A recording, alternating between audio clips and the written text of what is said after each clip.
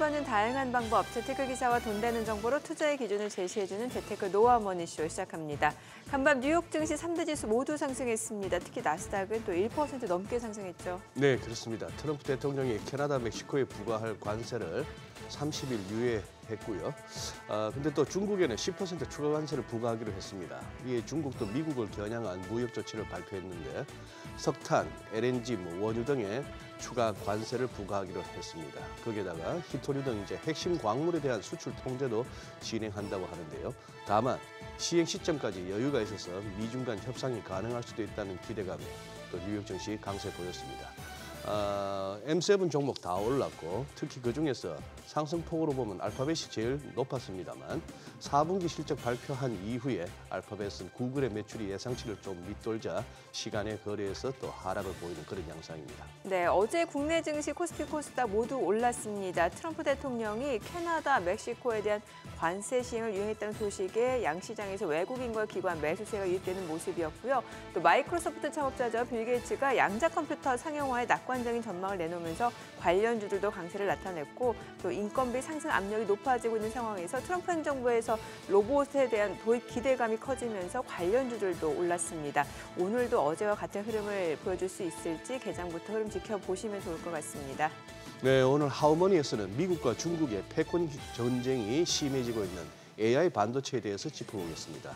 각국의 주요 기업들이 투자를 늘리는 가운데 국내 대표 기업인 삼성전자와 SK하이닉스는 어떤 준비를 하고 있는지 살펴보겠습니다. 네, 지금 보고 계신 머니쇼는 SBS 비즈액과 유튜브에서 실시간 시청이 가능합니다. 더 많은 국내 주식 정보 받아보실 분들은 카카오톡 채널 머니랩 추가하시기 바랍니다. 그럼 먼저 빠르게 돌아가는 글로벌 증시 상황부터 정리해볼까요? 최주연 아나운서 소식 전해주시죠. 굿모닝 마켓입니다. 뉴욕 증시는 오랜만에 반등에 나섰습니다.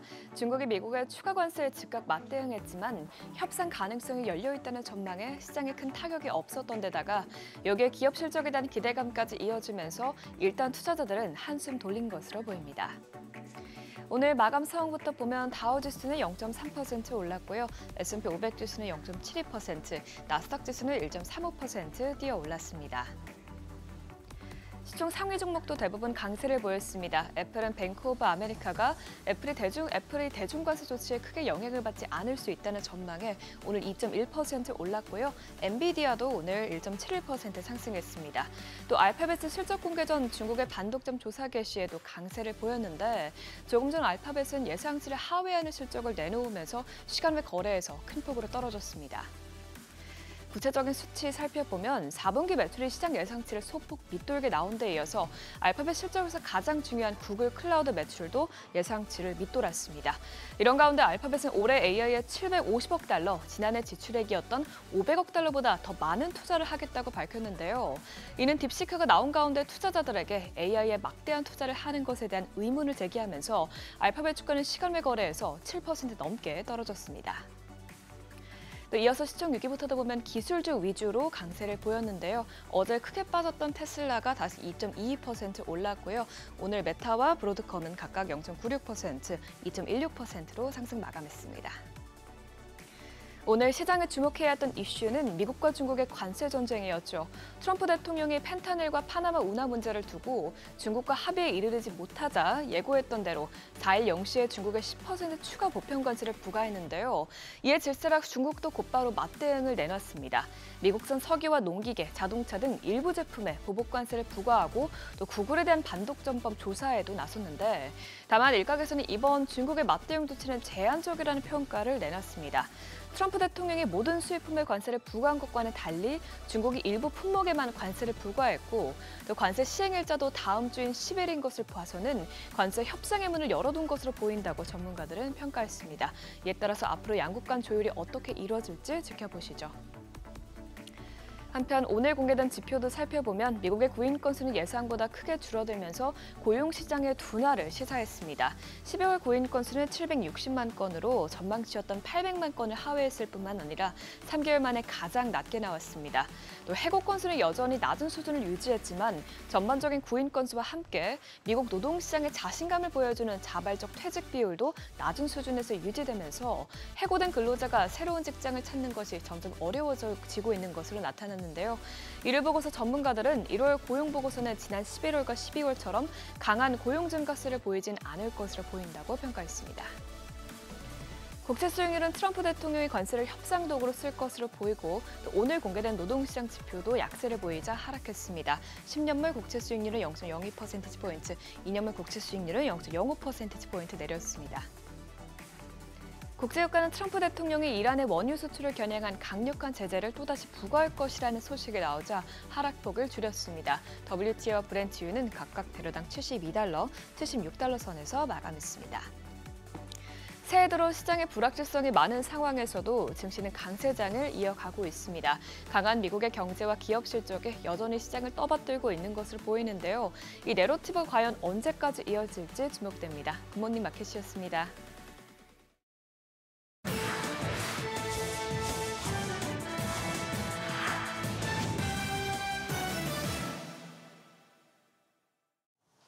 구글의 모기업 알파벳이 월가 기대에 못 미치는 성적표를 내놓으면서 시장을 실망시켰습니다. 4분기 매출은 1년 전보다 12% 늘었지만 전문가 예상치에 미치지 못했고요. 클라우드 사업 매출이 30% 뛰었지만 마찬가지로 기대치에 부합하지 못했고 또 성장 속도까지 둔화하면서 아쉬움을 키웠습니다. 전문가들은 알파벳이 디지털 광고 시장 경쟁이 심화하고 있는 데다 클라우드 컴퓨팅 사업 둔화로 타격을 받고 있다 지적했고요. 위안이 되는 부분이라면 주당 순이익은 2.15달러로 전망치를 상회하면서 8개 분기 연속 월가 예상치를 웃돌고 있습니다. 이런 가운데 순다르 피차이 CEO는 인공지능 전략을 확대하면서 올해 750억 달러, 우리 돈 110조 원에 육박한 자금을 투자하겠다 밝히며 변함없는 AI 사랑을 보여주기도 했는데 중국 딥시크를 필두로 빅테크의 막대한 투자에 대해 회의론이 커진 상황에서 투자자들은 환호보단 물음표를 띄우고 있습니다. 다소 아쉬운 성적표와 막대한 규모의 투자 리스크 우려로 주가는 시간의 거래소 7% 넘게 빠지고 있습니다. 모건 스탠리가 글로벌 무역 갈등의 영향으로 아시아 기술주가 미끄러질 수 있다 경고했습니다. 최근 보고서에서 무역 관련 리스크와 고평가, 실적 상승, 여력 부족 등을 근거로 비중을 줄이라 권고했는데요. 특히 반도체 관세 인상을 비롯한 조치들이 현실화할 경우 아시아 기술 섹터가 단기적으로 20%까지 하락할 수 있다 내다봤습니다. AI 열풍의 아시아 반도체 지수는 2년여 만에 65% 넘게 올랐는데 모건 스탠리는 밸류에이션이 부풀려졌고 주당 순이익 전망치 역시 의미 있는 개선을 보이지 않고 있다 지적했습니다. 특히 트럼프가 외국산 반도체 추가 관세를 부과를 예고한 것을 예의주시했는데 지난 2018년 지정학적 갈등으로 주가가 급락했던 사례가 반복될 수 있다 언급했고요. 다만 중국 내수 중심의 반도체 기업들은 상대적으로 긍정적이란 평가와 함께 SMIC나 화홍반도체 등 중국 파운드리와 장비 기업들이 무역 갈등 속에도 수혜를 볼 수 있을 것으로 전망했습니다. 팔란티어가 강력한 실적과 장밋빛 전망을 제시하면서 주가가 급등하자 월가도 엄지를 지켜 세우고 있습니다. 먼저 뱅크 오브 아메리카는 투자 의견 매수 등급을 유지하면서 목표 주가를 기존 90달러에서 125달러로 높였고요. UBS도 목표 주가를 80달러에서 105달러로 올려 잡았습니다. 매수 등급은 중립을 유지했지만 중국 딥시크를 감안할 때 팔란티어의 가격 구조가 AI 가격 하락으로부터 보호해주는 데 도움이 될 것이라고 설명했고요. 그간 비중 축소를 유지해오던 모건 스탠리도 투자 등급을 올리고 목표 주가도 높여 잡았습니다. 산지싱 애널리스트는 30% 넘게 성장이 둔화될 것이란 이전 전망이 틀렸다 인정하면서도 이미 높아진 주가는 우려되는 부분이라고 덧붙였는데요. 장밋빛 전망 속에서도 이처럼 높은 밸류에이션이 부담이라는 지적도 여럿 보입니다. 마켓워치에 따르면 팔란티어의 12개월 후 선도이익 대비 주가 비율은 무려 173배에 달하는데 월가에서 팔란티어를 커버하는 18명의 분석가 가운데 매수는 단 2명이고 대부분이 중립이나 매도 등급으로 평가하고 있습니다. 제프리스는 높은 주가가 부담이라며 향후 28% 하락할 것으로 예상하고 시장 수익 미달 의견을 유지하면서 이미 높아진 주가를 유지하려면 4년간 50%까지 성장해야 한다는 계산이라고 지적했습니다. 미국 연방의회에 가상자산진흥책과 규제틀 마련을 위한 입법을 논의하는 의원들의 실무그룹이 만들어집니다. 하원 금융서비스위원회 프렌치 힐 위원장은 밤사이 의회에서 기자회견을 열고 공화 민주 양당 의원들이 디지털 자산 발전을 촉진하는 정책을 개발하는 실무그룹을 만들 것이라고 말했습니다. 이어 실무그룹에 참여할 양당 의원들이 만들 가상자산 관련 새 법안은 규제 틀에 대한 선명성을 제공하게 될 것이라고 밝혔고요. 회견에는 백악관 가상자산 및 인공지능 정책 담당 장관인 데이비드 삭스도 동석했습니다. 지난 대선 당시부터 가상자산 진흥 정책을 지지해온 트럼프 대통령은 지난달 유관기관 수장들로 구성된 정부 차원의 실무그룹 결성을 지시하는 등 본격적인 플레이그라운드 만들기에 여념없습니다. 지금까지 글로벌 비즈였습니다. 어제장 이슈가 있었던 업종 살펴보는 기업 이슈 시간입니다. 어제 양자 암호주가 시세 분출했는데요. 마이크로소프트의 창업자 빌 게이츠가 양자 컴퓨터의 상용화에 대해 긍정적인 전망을 제시했습니다. 빌 게이츠는 마이크로소프트도 양자 컴퓨터를 추진하고 있다며 약 3에서 5년 후에 양자 컴퓨터가 상용화될 거라고 밝혔는데요. 이는 앞서 젠슨 황 엔비디아 CEO가 유용한 양자 컴퓨터가 나오기까지 30년은 걸릴 거라고 말한 것과 사뭇 다르죠. 심지어 빌 게이츠는 젠슨 황 CEO를 직접적으로 겨냥해서 그가 틀렸을 가능성도 있다라고도 했는데요. 이러한 발언에 영향을 받아 관련주가 급등한 것으로 분석됩니다. 마감 상황 보면 바이오로그 디바이스가 상한가 기록했고 엑스게이트 24% 넘게 올랐고요. KCS도 14.97%, 아이인플러스 12% 넘게, 우리로도 11.19% 상승 마감했습니다. 어제 의료 AI주도 좋은 흐름 보였는데요. 한국을 방문 중인 샘 올트먼 오픈 AI CEO가 의료용 챗 GPT 개발을 검토하고 있다고 밝혔습니다. 올트먼 CEO는 개발자 워크숍 빌더랩에 참석해 의료그룹이 모든 오픈 AI의 제품을 사용할 수 있도록 하고 싶다면서 기업용 제품에 대해 미국 건강보험관련법 규정을 준수하는 과정에 있다고 언급했는데요. 특히 의학 분야를 과학적 혁신의 속도를 높이고 많은 생명을 구해 좋은 일을 할 수 있다는 점에서 가장 기대되는 분야 중 하나라고 꼽았습니다. 이에 오픈 AI와 같이 생성형 AI 모델을 의료 진단 현장에 적용해 영상 판독에 활용하고자 하는 움직임이 주목받으면서 관련주가 들썩였습니다. 관련주 더 살펴보면 토마토 시스템이 상한가 기록했고요. 딥노이드 17.38%, 라이프 시멘틱스가 16% 넘게 올랐고 이지케어텍 13% 넘게 올랐고요. 셀바스 헬스케어도 13.02% 상승 마감했습니다. 5G 관련주도 강세 보였는데요. 지난달 정부가 가계통신비 절감을 위해 반값 5G 요금제 출시를 지원하기로 한 바 있었죠. 그리고 이달 중으로 관련 규정 개정에 나서면서 조만간 만원대 5G 20기가 요금제를 만날 수 있을 것으로 보입니다. 어제 열린 과학기술정보통신부 브리핑에서 유상임 과기정통부 장관이 이같이 밝혔는데요. 또 본인의 가장 적합한 요금제를 확인할 수 있는 최종 요금제 고지제 법안과 통신요금 종합 포털 구도화도 내달 중으로 마련할 계획입니다. 특히 또 관련주 중에 대한광통신의 경우 미국 내 케이블 전문 제조업체인 인캡의 지분 88.5%를 인수하는 주식 매매 계약을 체결했다고 밝혔는데요. 이를 통해 미국 내 사업 확대에도 속도를 낼 계획입니다. 마감 상황 보면 호재에 있었던 대한광통신 상한가 기록했고요. 한국첨단소재 10.63%, 코이버 7.65%, 나무기술도 6% 넘게 올랐고 HFR 6.45% 강세 보였습니다. 마지막으로 우주항공주도 날아올랐습니다. 트럼프 대통령이 화성에 미국인 우주비행사를 보낼 거라고 한 이후부터 관련주들이 동반 상승세를 보이고 있는데요. 민간 주도의 산업 생태계가 확산되면서 관련 시장이 점차 확대될 거란 기대감이 호재로 작용하고 있습니다. 또한 어제 LIG 넥스원이 호실적을 발표했는데요. 지난해 4분기 매출액이 1조 1,687억 원, 영업이익은 628억 원으로 기준 컨센서스를 19%나 웃돌았습니다. 증권가에선 이러한 성장세가 이어질 것으로 보고 있는데요. 미국으로의 유도 로켓 수출 등에 더해 로봇과 드론 관련 사업도 주가 상승 모멘텀이 될 수 있다는 분석입니다. 관련주 더 살펴보면 호재 있었던 LIG 넥스원 8.55%, 인텔리안테크 7.96% 올랐고요. 하나시스템 7.45%, 세트렉 아이와 제노코도 5% 넘게 시세 분출했습니다.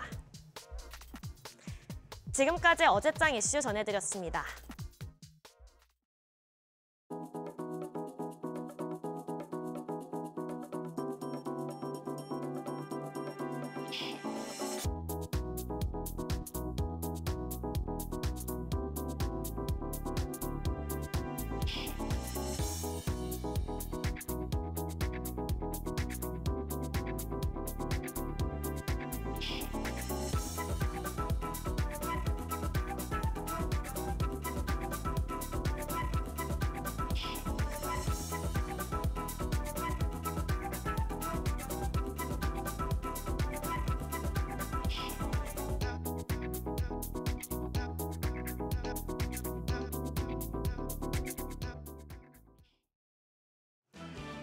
증시는 하루 만에 반등에 성공했습니다.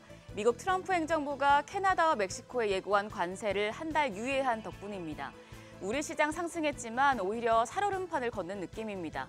트럼프 대통령의 변덕에 시장이 이만큼 출렁일 수 있다는 걸 확인했기 때문인데요. 앞으로 미중 무역 갈등이 전면전으로 치달으면 더 큰 충격을 받을 수 있겠습니다. 그렇다면 우리 시장 피난처는 어디일지 어제장 복귀하면서 오늘장 투자 포인트 체크하겠습니다. 어제 코스피는 1.1%, 코스닥은 2.3% 상승했습니다. 코스피는 삼성전자의 지수 상승 기여도가 컸는데도 코스닥보다는 덜 올랐습니다.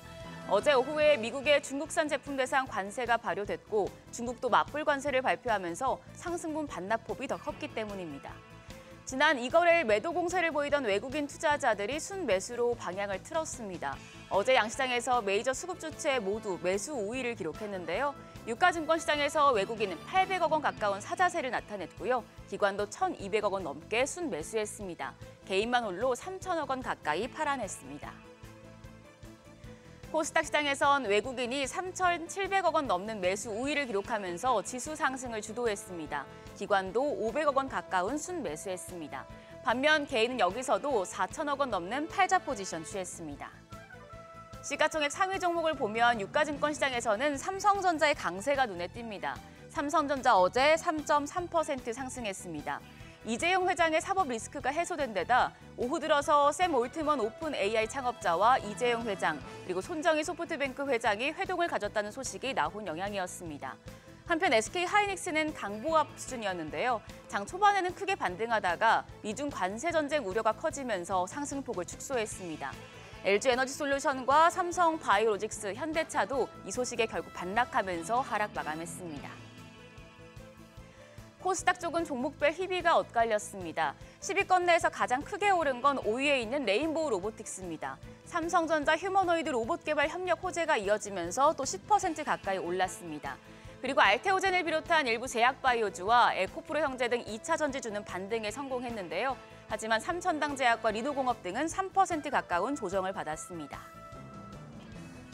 월요일 급등했던 환율도 하락했습니다. 정규장 마감 시간 달러 기준 4원 30전 내린 1,462원 90전의 거래를 마쳤습니다. 1,450원대에서 출발했던 환율은 장중에 미중 무역 갈등 우려가 커지면서 1,460원대에서 마무리됐습니다. 다만 야간 거래에서는 낙폭을 크게 확대하면서 다시 1,450원대 초반대로 후퇴했는데요. 관세 정책에 대한 우려가 완화된 가운데 미국의 고용시장 관련 지표가 부진하게 나오면서 달러의 기세가 꺾였습니다. 오늘 새벽 6시 기준 역외환율은 1,453원 50전입니다. 외환시장 다시 1,450원대에서 문을 열 가능성이 높겠습니다. 오늘 올해 기업 공개 IPO 최대어로 꼽혔던 LG CNS가 유가증권 시장에 입성합니다. 미국발 관세 이슈로 지친 시장에 활력을 불어넣어줄지 주목되고 있는데요. LG CNS는 LG그룹 계열 정보통신기술 IT 기업입니다. 확정 공모가는 희망밴드 상단인 61,900원. 만약 오늘 최대로 오른다면 공모가의 4배인 최대 24만 7,600원까지 오를 수 있겠습니다. 공모가 기준으로 시가총액은 5조 9,972억 원 수준인데요. 역시 4배까지 오른다면 LG CNS의 시총은 지주사인 LG를 뛰어넘어서 LG전자에 육박하게 됩니다. 그런데 LG CNS는 지난 2022년 공모주 역사상 최다 흥행을 기록했던 LG 에너지 솔루션 수준을 기록하긴 어렵다는 분석도 나옵니다. 3가지 변수가 존재하는데요. 우선 유통 가능 물량이 28.49%로 많다는 점입니다. 상장 후에 2대 주주인 맥커리 PE가 상장 6개월 이후에 추가로 물량을 팔 수 있다는 오버행 이슈도 부담입니다. 게다가 증시 상황도 체크를 하셔야겠는데요. 올해 들어 상장한 IPO 기업들이 부진한 성적을 낸 경우가 많아서 투자 열기가 뜨거울 것으로 속단하긴 어렵습니다. NH투자증권은 코스피 200이나 MSCI 등 주요 주가 지수에 조기 편입해서 패시브 효과를 내기에도 허들이 높다고 평가했는데요. 오늘 시장에 관심이 모아지겠지만 여러 변수들을 확인하시고 대응하셔야겠습니다. 오늘 일정입니다. 실적 부분 체크하시죠. 오늘은 GS 리테일과 카카오뱅크, 롯데정밀화학, KB금융 등이 4분기 실적을 공개합니다. 특히 KB금융 지주는 지난해 순이익이 5조 원을 넘을 것으로 시장에선 전망하고 있습니다. 실제로 5조 원을 넘어선다면 금융지주로서는 첫 기록을 쓰게 될 예정입니다. 어제 시간 외 거래에서는 딥시크 관련 종목들이 강했습니다.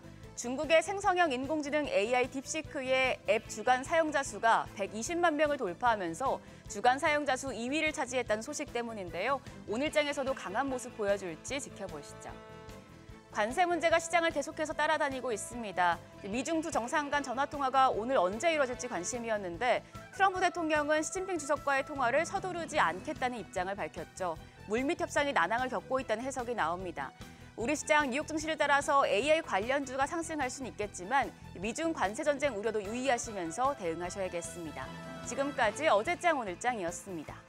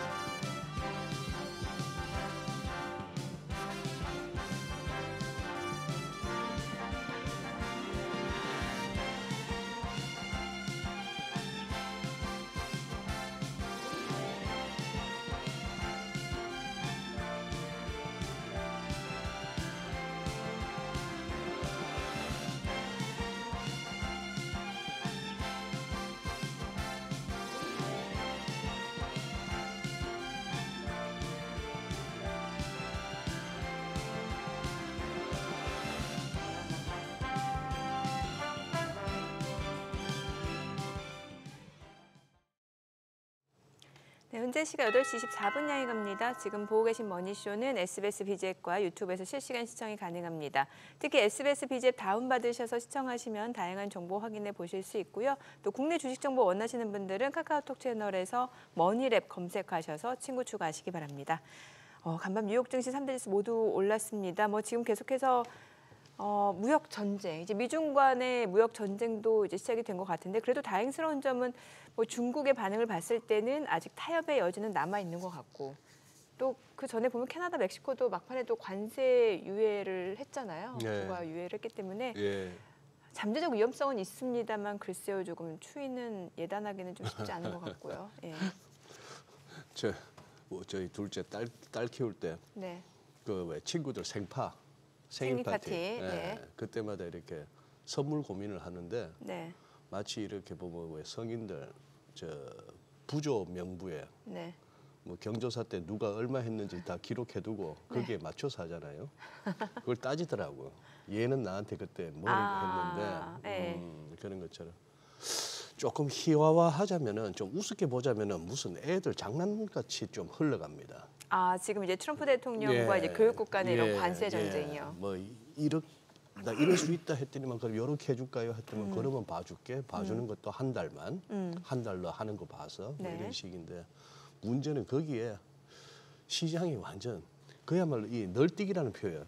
하루 급등 하루 급락. 네. 우리 환율도 마찬가지. 그러게요. 뛰었나 싶었더니 급락. 어제 네. 또 뛰나 했는데 오늘 또 NDF 보니까 또 오늘도 한 9원 10원 빠질 것 같고 이런 상황이 돼가지고 지금 저는 조금 이렇게 희화화했습니다만 오늘 송 대표님은 어떻게 보실지 궁금해요. 지금 작금의 이 글로벌 거시 변수들. 바로 모셔보도록 그러시죠. 하죠. 네. 오늘 디멘전 투자자문 투자부문 송대경 대표님 함께합니다. 어서 오세요. 어서 오십시오. 안녕하세요. 네, 송 대표님 일기 때 비해서 트럼프 대통령 조금 이렇게 약간 좀 뭐랄까요? 더 가벼워졌습니까? 아니면 더 정교해졌습니까? 어떻게 보십니까? 저는 더 치밀해진 것 더 같습니다. 치밀해진 것 같다. 예. 그리고 훨씬 더 공격적이고 소위 액티브하다 그러잖아요. 네. 그때에 비해서는 이미 다 자신의 그러니까 그때만 해도 일기 때는 대통령으로서 이런 표현 그렇지만 준비 안 된 상태에서 준비가 안 된 네네. 상태. 왜냐면 당시에 본인이 결과 발표되고 한동안 본인도 헤맸다는 거지 않습니까? 네. 그러니까 전혀 심지어는 수락연설 뭐 이런 것도 준비가 안 돼 있었다라고까지가 얘기가 돼 있었지 않습니까? 당연히 안 될 거라 생각하다가 돼서 그 이후로는 사실은 트럼프가 원하는 만큼 일기 때는 끌어가지 못했지만 사람도 준비가 덜 됐었고. 거의 1년 넘게 그 소위 내각을 구성하는데 1년이 네, 넘었습니다. 맞아요. 근데 네. 지금은 이미 그 소위 그 인수위 시절이라고 네, 우리로 네. 따지면 그 시절에 이미 다 지명하고 지금 그걸 진행하고 있지 않습니까? 그렇게 보면 그때에 비해서는 상당히 조직화돼서 트럼프가 사실 제 느낌상으로는 지금 4년이지만 2년 안에 자기가 하고 싶은 건 다 해보겠다. 왜냐하면 중간선거 지나면 어떻게 될지 알 수 없지 않습니까? 아직 취임하고 나서 3주도 채 안 됐는데 네. 정신없어요 진짜. 그러니까 제가 보기에는 4년 우리가 예상한 거를 2년 안에 다 끝내려고 네. 좀 움직이고 있다. 저는 그렇게 평가를 하고 있습니다. 네. 좀 간밤 뉴욕 증시부터 좀 체크해 볼게요. 사실 이제 설 연휴 때 딥시크 쇼크 이후에 지금 보니까 그래도 뉴욕 증시는 좀 변동성 자체가 약간은 완화되고 있는 분위기고 3대 지수도 지금 상승하는 분위기잖아요. 예. 말씀 주신 대로 일단은 그러니까 이게 뭐랄까요? 그러니까 그 트럼프의 전략 자체가 상대방을 정신없게 만들어서 그냥 이해하게 만드는 뭐 이제 이거잖아요. 그러니까 사실은 2주 만에 저런 식으로 최우방국들 위아래에 네. 있는 아 캐나다, 멕시코. 예, 최우방국에다가 그런 식으로 전격적으로 관세를 때리고 또 얘기한 지 하루 만에 또 입장을 변경하고 할지 알 수가 없지 않습니까? 네.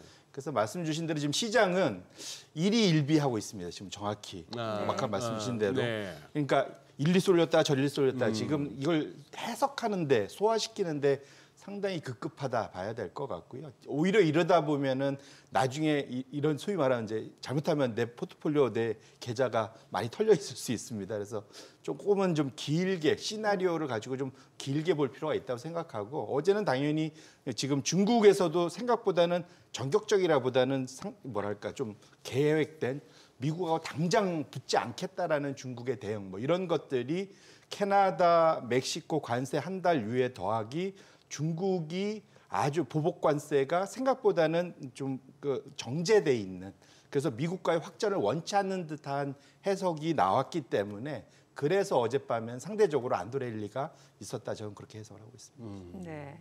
네.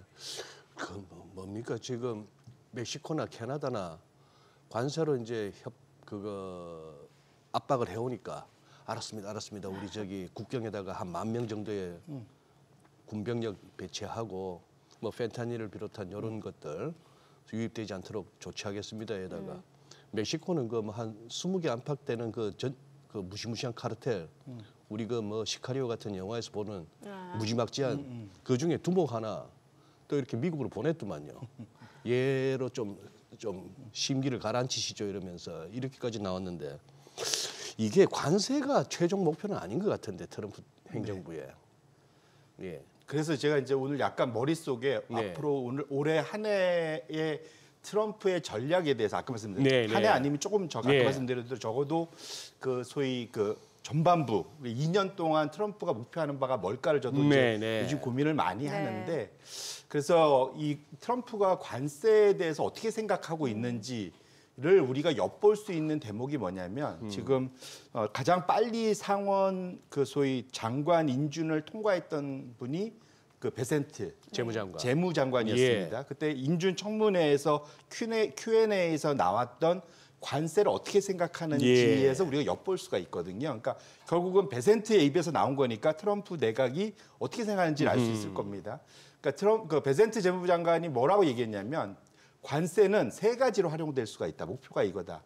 첫 번째는 말은 멋있습니다. 불공정 무역 관행 해소. 결국은 공장 미국에 와서 지어. 네네. 나 우리 일자리 만들 거야. 네네. 이게 이제 첫 번째 목표고요. 두 번째로는 그래갖고 우리 관세 올리면 우리 세입도 많이 들어. 관세 수입이 엄청 늘 거야. 그래서 우리 해외로부터 돈을 많이 그 사이에 우리 돈을 그 트럼프 표현에 하면은 강탈해간 우리 미국 국민으로부터 돈을 강탈해간 그 돈을 우리 되찾아올 거야. 그게 2번이라고 보셔야 될 것 같고요. 마지막 3번째는 이제 아까 말씀 주신 대로 외교적인 그러한 협상 카드, 바게닝 칩이라고 하죠. 그래서 결국은 이것으로 압박을 해서 원하는 결과를 얻어내는 거예요. 지금 대표적으로 캐나다와 멕시코의 국경 문제 네. 관련해서 이걸 활용해서 지금 당장은 시장이 좀 안도렐리한 게 1, 2번이 아니라 3번에 좀 지금 뭐랄까 무게가 지금 가 있다고 생각해서 안도를 했는데 결론적으로는 저는 2번, 1번으로 순차적으로 가는 것이 목표다라고 저는 해석을 하고 있습니다. 예. 가장 큰 이유가 뭐냐면 올해 미국이 연말이 되면 트럼프가 일기 때 했던 텍스컷, 네. 세금 절감법이 이제 만기가 도래해요. 예. 만료가 돼서 이걸 더 확장해야 되고 연장하느냐? 연장하고 플러스 여기서 더 깎아가 주겠다고 더 하잖아요. 감세까지 네네. 가느냐? 그럼 세수가 부족하게 빵꾸가 되죠. 이렇게 예. 좀 빵꾸가 납니다. 예. 그거를 더해줘야 되기 때문에 어차피 신규 세원 때문에 관세 인상이 불가피하다고 좀 네. 판단하고 있고요. 대략적으로 현재의 세금 깎아준 걸 유지하기만 해도 10년간 한 2조 달러 적자가 추가된다고 지금 얘기하고 있거든요. 근데 여기서 더 깎아주면 더 필요할 거잖아요. 네. 그렇게 보면 대략적으로 지금 관세에서 지금 예상하는 지금 상무장관 지금 후보자 러트닉이 얘기하는 거는 중국으로부터만 연에 한 4천억 달러 갖고 올 거야. 뭐 이렇게 얘기하고 있지 않습니까? 대략적으로 1년에 2천억에서 3천억 달러가 더 필요한데 예. 이걸 하기 위해서는 보편 관세 또는 특별한 나라에서는 더 추가적인 관세를 부과해서 항구적으로 관세 수입을 가져와야 되겠다라는 이걸 통해서 일자리까지 더 끌고 오겠다. 결론적으로는 아까 3번에서부터 시작해서 2번, 1번으로 올라가는 전략이 예. 어찌 보면 내정돼 있기 때문에 지금부터는 이게 마음 놓고 넋 놓고 이제 트럼프가 이제 좀 화해 제스처도 나올 거야라고 생각을 하면 뒤통수 맞을 수 그래요. 있다. 이런 말씀을 저는 드리고 싶습니다. 네. 아니 그 왜 이것도 뭐 옛날 얘기입니다만 그 내무반에 말년병장은 저 깔깔이 있고 저 텔레비 앞에 텔레비 보고 있지만 이제 신천병장이 상병부터 한번 패고 있으면은 2병, 1병은 진짜 죽을 맛 아닙니까? 이제 저기 이제 내려올 거 아니에요.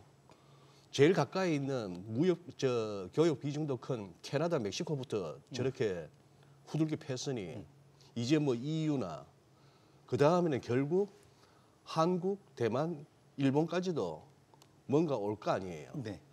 근데 지금 이 우선 캐나다하고 멕시코는 미국 그 USMCA였나? 네. 뭐 그것도 있었고 예전에는 나프타도 있었고 네.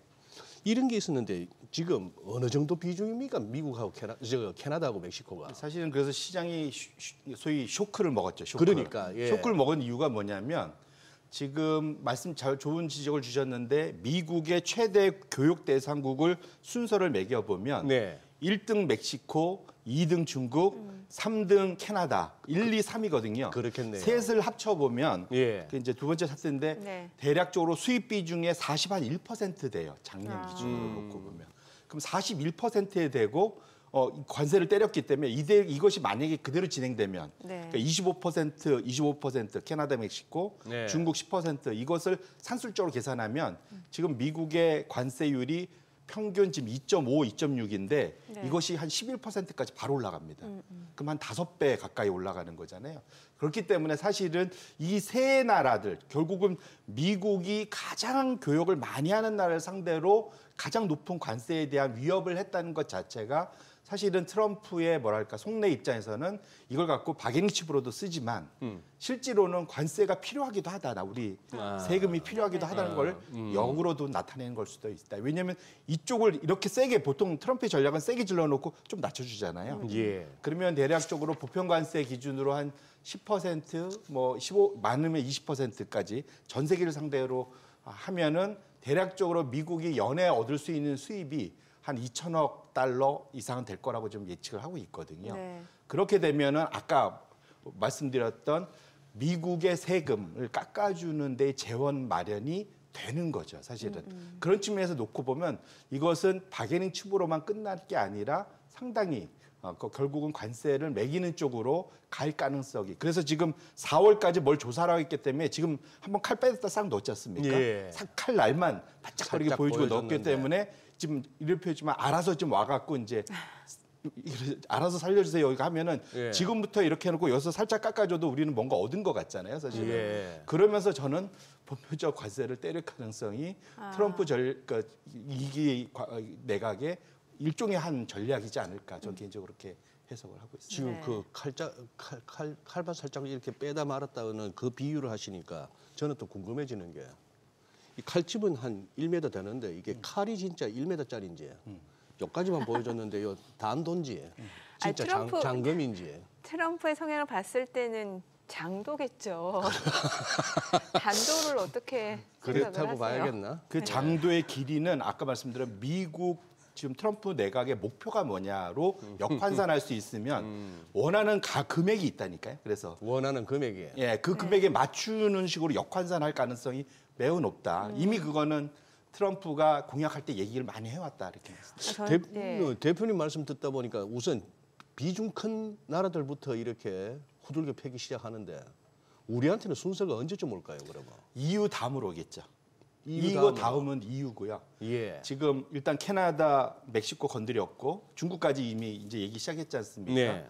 그다음에 이제 EU입니다. 지금 순서는. 순서는 네, 그러면 EU 다음에 그다음에 이제 아시아로 넘어오겠죠.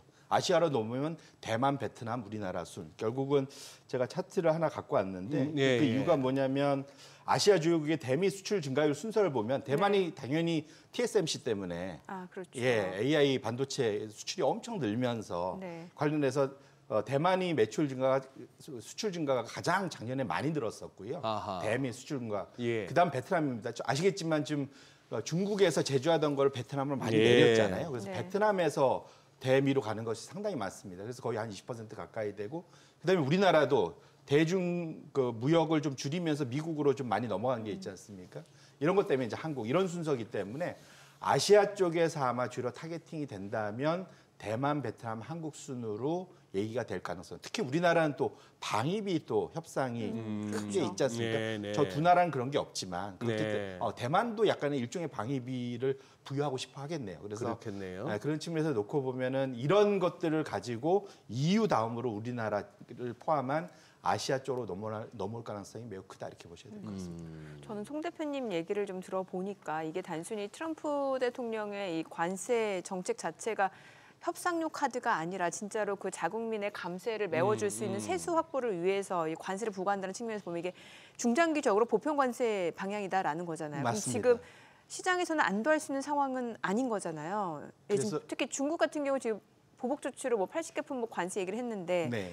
이거에 대해서 시장의 평가는 아직 협상의 여지가 있다. 이렇게 또 긍정적인 해석이 나오고 있단 말이죠. 우리는 협상 됐으면 좋겠죠. 이게 지금 이런 바람이군요. 시장의 그렇죠. 바람. 보고 예. 싶은 대로 사실은 보고 있는 가능성이 높고 결국은 칼자루는 다 미국이 지고 있지 않습니까? 그렇죠. 예. 결국 미국의 속내가 뭔지에 대해서 우리가 미뤄 짐작해 보면 트럼프가 하고 싶은 거는 아까 말씀드린 대로 세금 인하고 네. 세금 인하의 재원은 해외에서 또 마련하고 싶고 그러다 보면 이제 관세를 매겨야 되는데 그러면 근데 문제는 여기서 그러면 우리의 대응 전략들이 나라가 어떻게 나올 거냐인데 특별한 경우 아니면 보복 관세를 할 수밖에 없습니다. 아, 왜냐하면 이게 원래 제일 좋은 건 그냥 작게 맞고 그냥 넘어가는 게 좋긴 한데 네네. 그래서 사실 환율 좀 올라가면은 서로 이게 소위 컴펜세이션이 되잖아요. 상세가 둘이서. 되는, 예. 예, 서로가 되는데 보통은 이렇게 되면 그 자국민들의 또 뭐랄까요 그 정치적인 그러한 그 반감 이런 것들 잠재울 정치적인 또 필요가 생깁니다. 그러니까 정치적 액션이 필요하겠죠. 그렇죠. 예, 예. 그렇지 않습니까? 예. 당장 지금 캐나다 같은 경우가 바로 보복관세 얘기한 처음에, 이유가 예.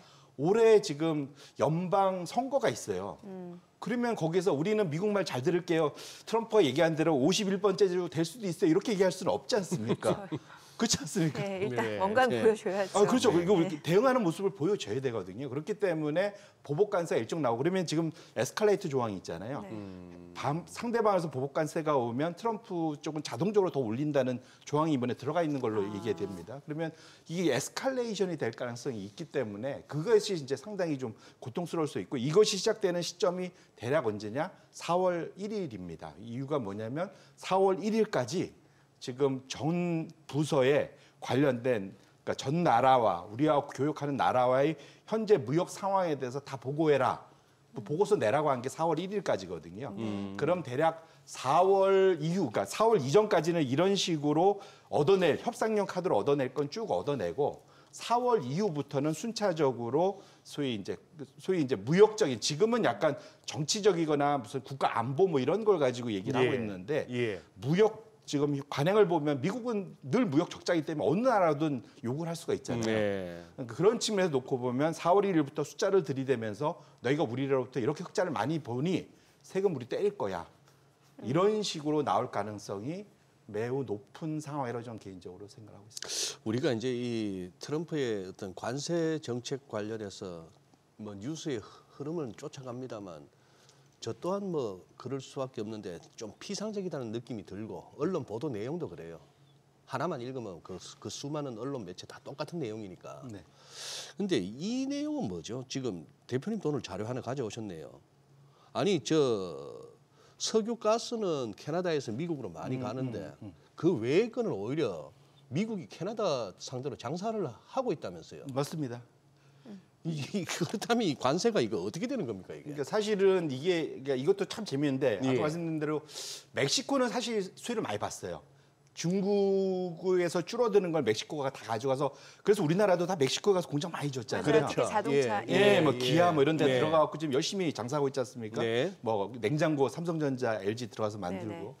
그런데 캐나다는 사실은 상대적으로 인건비가 비싸고 뭐 이러다 보니까 최근에야 이제 뭐 소위 그 2차 전지 뭐 이런 이제 공장 들어가고 있긴 하지만 캐나다 쪽은 사실은 대미로 보면 좀 억울한 측면이 있습니다. 그렇죠. 아까 말씀드린 대로 차트가 이제 재밌는데 전반적으로는 이제 무역 수지가 미국 입장에서는 적자입니다. 빨간색이에요. 네네. 합쳐놓으면 늘 적자를 봤는데 저 노란색이 뭐냐면 석유가스를 제외하고 나면은 무역 수지 흑자라는 오히려, 거죠. 예. 네, 흑자인데 미국이 오히려 캐나다에 흑자를 내고 있다. 그렇죠, 석유가스 그렇죠. 빼면은. 예, 심지어 서비스나 이런 쪽은 엄청 네, 그러니까 예. 금융이나 이런 거는 예. 엄청 돈을 벌어들이고 있거든요. 네네. 캐나다 은행보다 당연히 미국 은행들이 많을 거잖아요. 장사도 그렇죠, 많이 할 거고 그렇죠. 국경에 다 몰려서 하니까. 네.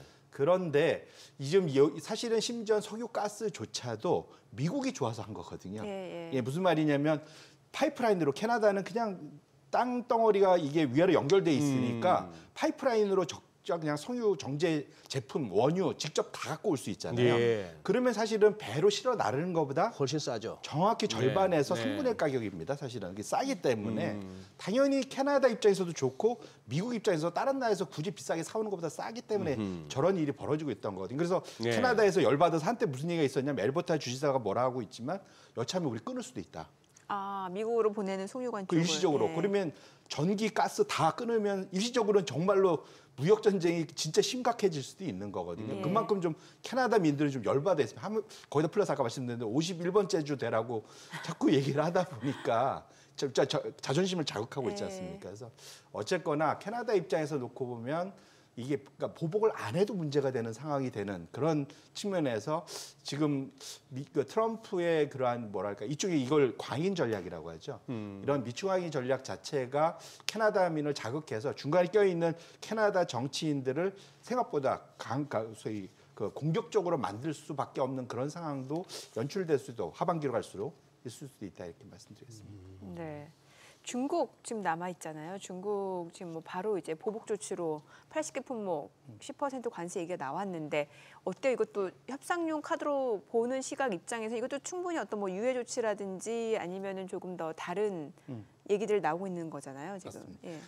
말씀드린 대로 지금은 아마도 서로 이제 대화할 수 있겠다라고 얘기하면서 네. 협상의 테이블에 끊어내서 최대한 원하는 걸 가져갈 텐데 중국도 지금 당장은 중국 자기 코가 석자라 뭐랄까 막 공격적으로 나오지는 못할 겁니다. 왜냐하면 지금 내수가 안 살아나고 있어서 수출에 의존하는 정책을 상당히 오래 했지 않습니까? 아직 이게 전환이 충분히 안 된 상태거든요. 아직 내수 부양이 안 된 상태다 보니까. 그렇죠. 예. 그래서 이것이 충분히 어느 정도 좀 자신감을 가질 때까지는 중국도 소위 그러한 도강양회 뭐 옛날부터 얘기하던 상당히 이제 이렇게 기다릴 수는 있긴 한데 사실은 트럼프가 공격을 하면서 어느 정도 준비는 돼 왔었습니다. 예. 중국이 뭐냐면 이게 트럼프를 지나면서 중국이 그 미국을 비롯한 선진국 중심으로 수출하던 거를 나머지 다른 나라로 상당히 다변화를 많이 해왔어요. 지금 차트가 있는데 지금 짙은 파란색이 미국, 유럽연합, 일본 상대로 한 중국의 수출 추이고요. 하늘색 선, 파란색 선이 중국이 그러니까 선진국을 제한 나머지 나라에 수출하는 건데 보시면 그러니까 코로나 이후로 보면 완전히 좀 벌어지는 걸 보실 수 아하, 있어요. 그러네요. 그러니까 결국은 미국으로부터의 티켓 수출이 줄어들었잖아요. 상대적으로 네. 아까 봤지만 네. 이게 다 멕시코로 넘어갔는데 그거를 다른 나라에서 상당히 만회를 많이 하고 있습니다. 중국 수출은 줄어본 적이 없습니다. 네. 지속적으로 우상향을 하고 있거든요. 결론적으로는 미국과의 그러한 현재 협상 카드에서 과거보다는 중국도 생각보다는 좀 체력이 기초 체력이 이전보다는 좀 나아져 있는 것만은 분명하다. 그렇게 놓고 보면 다만 중국이 너무 싸게 파니까 나머지 나라들도 중국에 대한 반감이 좀 셉니다. 그런데 이게 중국이 다른 나라와 반감이 세진 것이 이걸 이번에 미국이 다시 붙여넣을 수도 있어요. 왜냐하면 모두의 공공의 적이 미국이 되는 거지 않습니까? 네. 그렇게 놓고 보면 중국 입장에서는 미국으로 좀 두들겨 맞지만 어느 정도 보복 관세를 적당한 선으로 유지하면서 다른 나라와의 소프트 파워를 늘리고 수출도 같이 늘리고 집단 같이 그러한 소위 스크럼을 짜는 이런 것으로 활용할 수 있어서 중국이 호락호락 넘어가지는 저는 않을 거다 개인적으로 그렇게 생각합니다. 뭔가 미국 대 반미로 양분화될 수 지금 있다. 하기 딱 좋은 상황으로 아. 트럼프가 가져가고 있잖아요, 사실은. 네. 그런 식으로 갈 거다 이렇게 좀 생각합니다. 지금 뭐 어쨌거나 춘절 연휴가 길어지면서 홍콩은 이제 뭐 돌아가기 시작했습니다만 홍콩은 괜찮거든요. 이제 오늘 이제 중국의 상하이 쪽하고 심천 쪽에 장이 열렸을 때 이걸 그동안에 한꺼번에 어떻게 반영할지도 궁금하고 한 10시 한 15분쯤에 또 위안화 고시 환율도 어떤 식으로 또 맞습니다. 고시할지 네. 요것도 한번 궁금해지네요. 약간 중국의 의중이 보일 테니까. 대략 지금 시장에서 얘기하는 거는 미국의 10% 대중 관세 인상은 대략적으로 위안화 말씀 주신 위안화 4% 절하되면 그러면 서로 어느 정도 상쇄된다. 예 중화가 될 수 있다라고 생각하기 때문에 네. 그래서 말씀 주신 대로 중국 환율은 어느 정도 중국 정부가 관리를 하기 때문에 예. 고시 환율이 어느 정도로 올라가는지도 상당히 중요할 수 있겠다 말씀드리고 오히려 중국은 그래서 아까 그 뉴스 코멘트에서 그 브리핑에서 나왔듯이 중국 내수용 기술주, 중국 내수 관련된 주들은 오히려 이후로 더 좋을 수도 있습니다. 왜냐하면 지금 중국이 수출이 잘 안 될 가능성이 있으면 내수 부양에 좀 더 예. 집중을 할 거잖아요. 그래서 예. 그렇게 놓고 보면 중국 시장이 생각보다 그렇게 막 오히려 그런 측면에서 내수수 중심으로 주가 상승 가능성도 충분히 기대를 해볼 수도 있겠다 이렇게 말씀드립니다. 저는 좀 궁금한 게 트럼프 일기 때 그 어때요? 금융시장, 그러니까 나라별로 주가 수익률이 어땠어요 그 당시에? 그게 이제 당연히 중국을 때리면 중국이 제일 안 좋겠죠. 그 당시에 특히 중국이 미국에 대한 그 소위 그 의존도, 수출 높았죠. 의존도가 매우 아까 보셨듯이 높았을 높았기 때고. 때문에. 네. 근데 아이러니하게 중국 다음으로 그 당시 안 좋았던 게 우리나라입니다. 한국 코스피 이게 뭐냐면, 그러니까 저기 언제 2018년, 19년도 그때 이제 트럼프가 본격적으로 관세를 그러니까 17년 1월부터 시작했지만 관세는 18년도 3월, 4월부터 시작을 했거든요. 네. 상당히 준비 기간이 길었습니다. 지금은 2주 만에 시작했지만 그게 이제 격차가 있는데 그때 18년도, 19년도에 관세 뉴스가 한 두세 달마다 한 번씩 센 게 쭉 나왔었거든요. 네. 그럴 때마다 한 주간 주가가 얼마나 빠졌는지를 보는데 중국 항생이 가장 많이 빠졌었고요. 그다음에 그때 우리 한국 코스피가 빠졌습니다. 결론적으로는 왜 이런 현상이 있느냐 보면은 그러니까 그 다음 장표를 열어봐 주시면 그러니까 중국이 가장 영향을 미치는 거는 중화권, 본토도 있지만 홍콩이나 뭐 싱가포르, 대만, 저희 중화권이라는 데가 네, 네. 있는데 예. 거기를 제외하고 나면 홍콩, 대만, 싱가포르를 제외하고 나면 우리나라가 중국과의 그러한 경제에 관련된 연관성, 코릴레이션이 경제 활동 지수들을 코릴레이션을 비교해 보면 가장 높아요. 결국은 중국이 둔화되면 우리도 둔화되는 겁니다. 네. 그렇게 놓고 본다면 그래서 결국은 중국의 관세 대응, 관세 영향, 거기에 따른 중국 시장의 변화가 우리나라 시장에도 고스란히 영향을 받을 수 있다는 거는 명심할 필요가 있겠습니다. 네. 자, 지금 시각 8시 50분 향해 갑니다. 오늘 양시장 예상 체결 지수부터 확인해 보겠습니다. 먼저 코스피 보도록 할게요. 오늘 0.58% 상승 예상되고요. 2,495포인트로 집계가 됩니다. 코스닥도 0.5% 상승 예상되고 지금 724포인트로 나타나고 있죠. 시가총액 상위 종목 예상 체결가 보겠습니다. 오늘 삼성전자 2% 강세가 예상됩니다. 지금 호가 분위기로 봤을 때는 54,000원 정도로 좀 집계가 되고 있고 SK 하이닉스도 1% 상승 예상되죠. 호가 193,200원.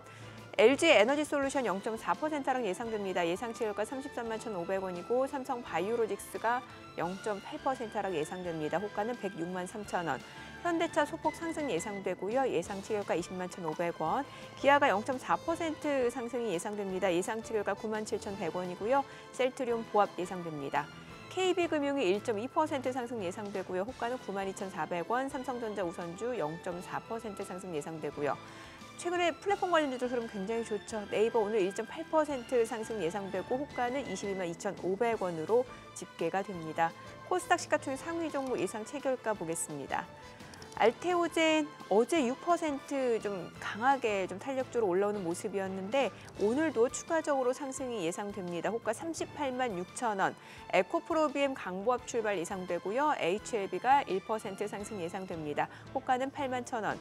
에코프로가 1% 하락 예상되죠. 예상치 효과 5만 8,600원이고요. 레인보우 로보틱스 최근에 연일 좀 강세를 보여주고 있는 상황입니다. 삼성전자 자회사로 편입되면서 주가 상승 모멘텀으로 이어지고 있는 양상인데요. 오늘도 지금 3% 상승 예상되고요. 호가는 35만 500원으로 집계가 됩니다.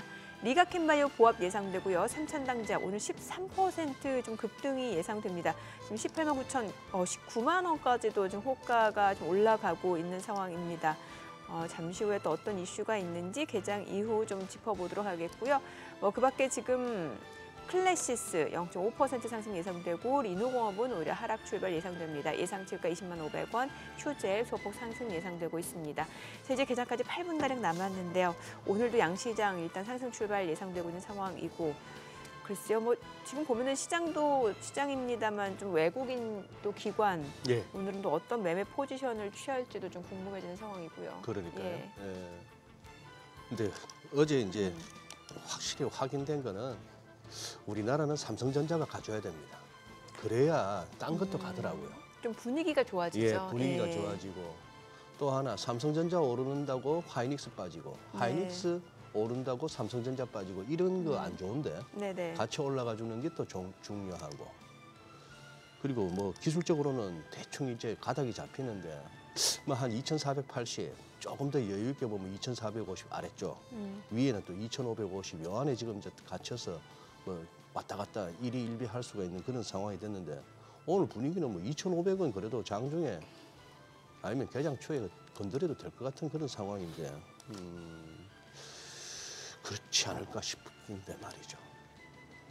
저한테 여쭤보시는 예, 거예요? 삼성전자 주주로서 방금 저의 멘트 어땠습니까? 삼성전자가 잘 가야 우리 전반적으로 다 좋다. 저 노코멘트 할래요.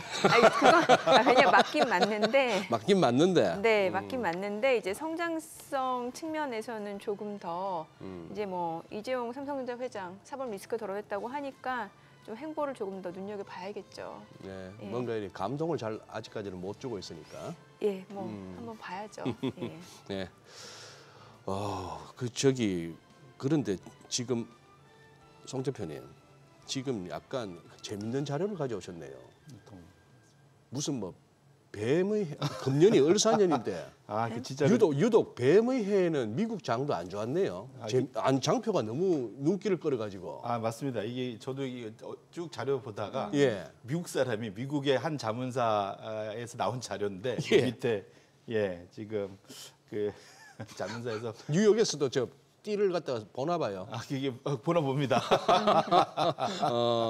그래갖고 진짜로 이게 총 12간지 12간지. 예, 12간지에서 보면은 올해가 또 푸른 뱀의 띠의 해지 않습니까? 예. 근데 보시면 이게 통상 이게 개띠 해 때가 좀 1930년도 이후로 S&P 500이 그 기준으로는 그 해가 제일 좋았다고 얘기하고요. 네. 제일 안 좋았던 게 뱀해입니다. 근데 이게 통상적으로 뱀해가 12년에 한 번씩 돌아오니까 이게 평균적으로는 해서 늘 미국은 플러스인데 저 해에만 마이너스니까 확실히 12년마다 뭔가 미국에 안 좋은 게 있긴 있었나 봅니다. 이유야 모르겠지만. 개가 2번이나 들어가죠.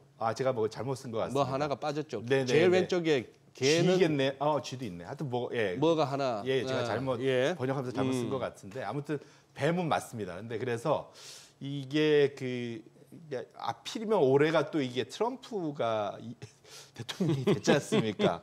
그리고 지금 10년 지금 2년 반째 그 미국의 강세장이 벌어져서 제가 말씀드렸지만 70% 올랐다.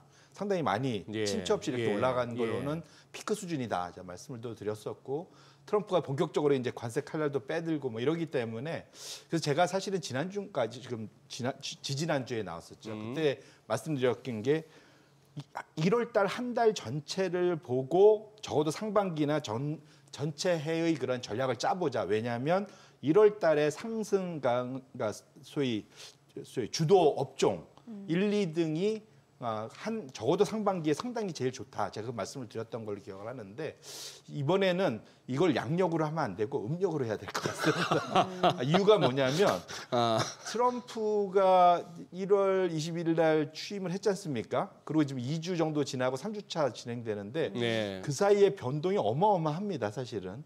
그렇기 때문에 적어도 지금 올해는 적어도 1년을 체크하는 거를 이게 그 음력 기준으로 체크를 해서 지금부터 한 2, 3주의 흐름을 보면서 지금 적어도 올해 소위 주도 업종이 뭐가 될지 좀 볼 필요가 있을 것 같고요.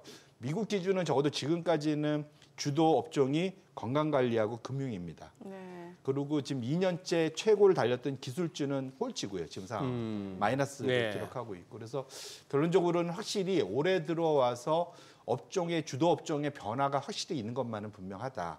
미국에서는 건강관리와 금융이고 우리나라는 기계조선이 지금까지는 주도 업종으로 좀 위로 올라오고 있습니다. 그래서 어쨌거나 확실히 주도 업종의 변화가 적어도 미국에서는 포착이 되고 있기 때문에 올해 한 해는 지난 2년 동안의 포트폴리오로 잘 지내오셨던 분들이 있다면 어느 정도는 좀 포트폴리오 색깔을 좀 바꾸는 것들도 올해 한 해의 그런 지금부터의 흐름의 변화를 반영하면서 갈 필요가 있겠다 이렇게 말씀드립니다. 네.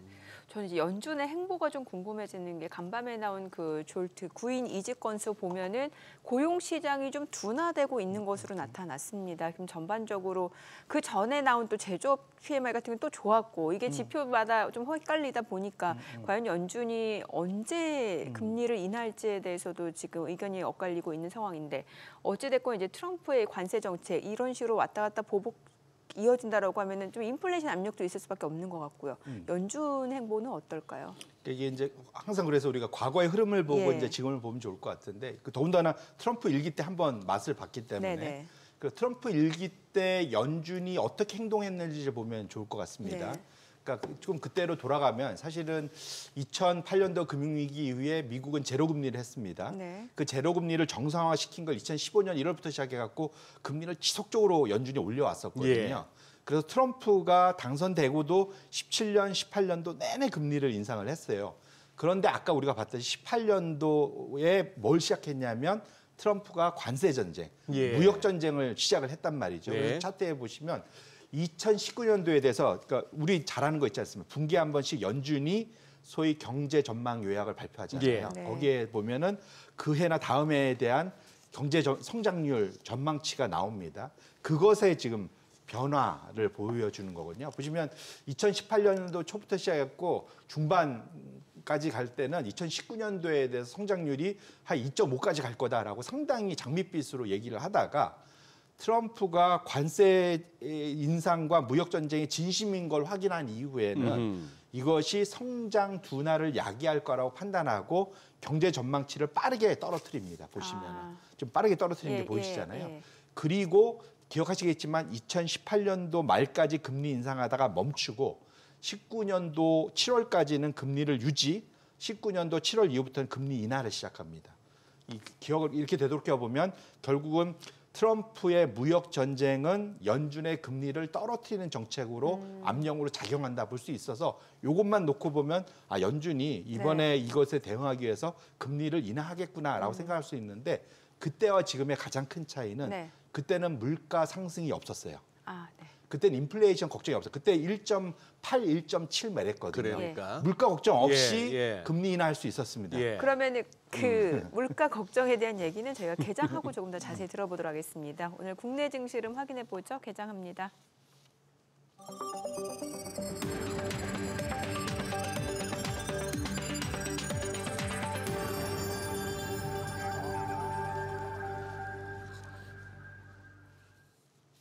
네, 2월 5일 수요일 국내 증시 개장했습니다. 간밤 뉴욕 증시 3대 지수 많이 올랐고 특히 나스닥이 1% 넘게 올랐습니다.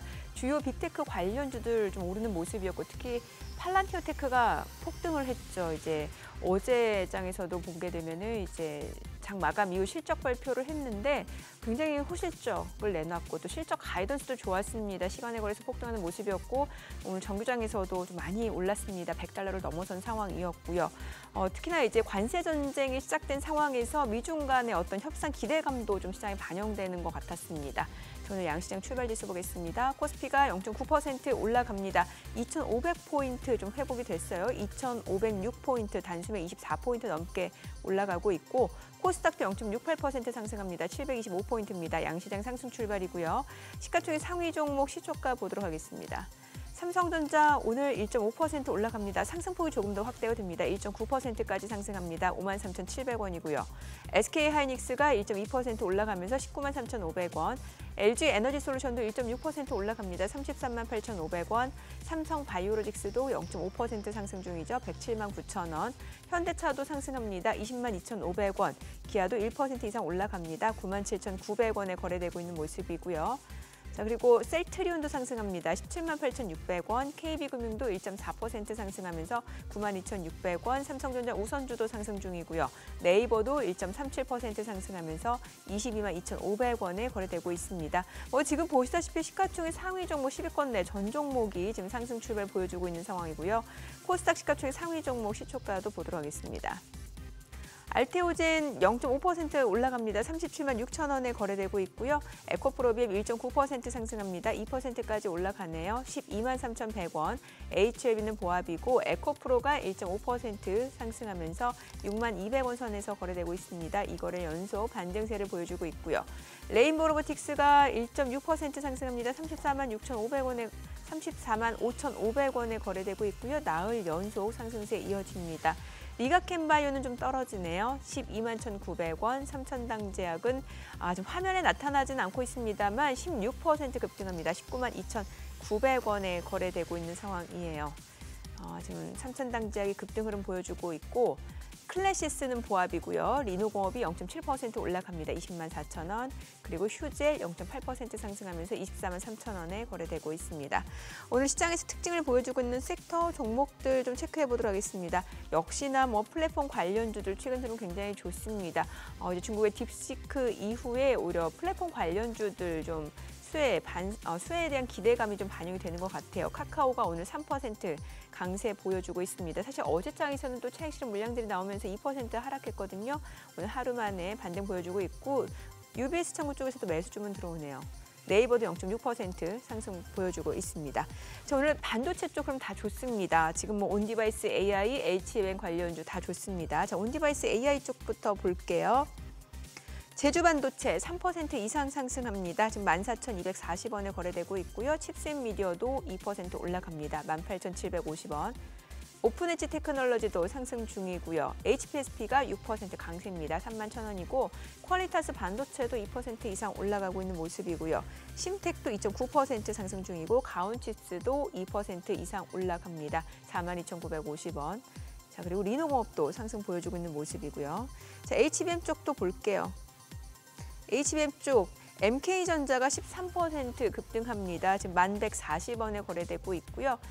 지금 테크윙, YC도 올라가고 있고 고영이 7% 강세입니다. 18,020원 흐름 이어지고 있고 STI도 3% 강세입니다.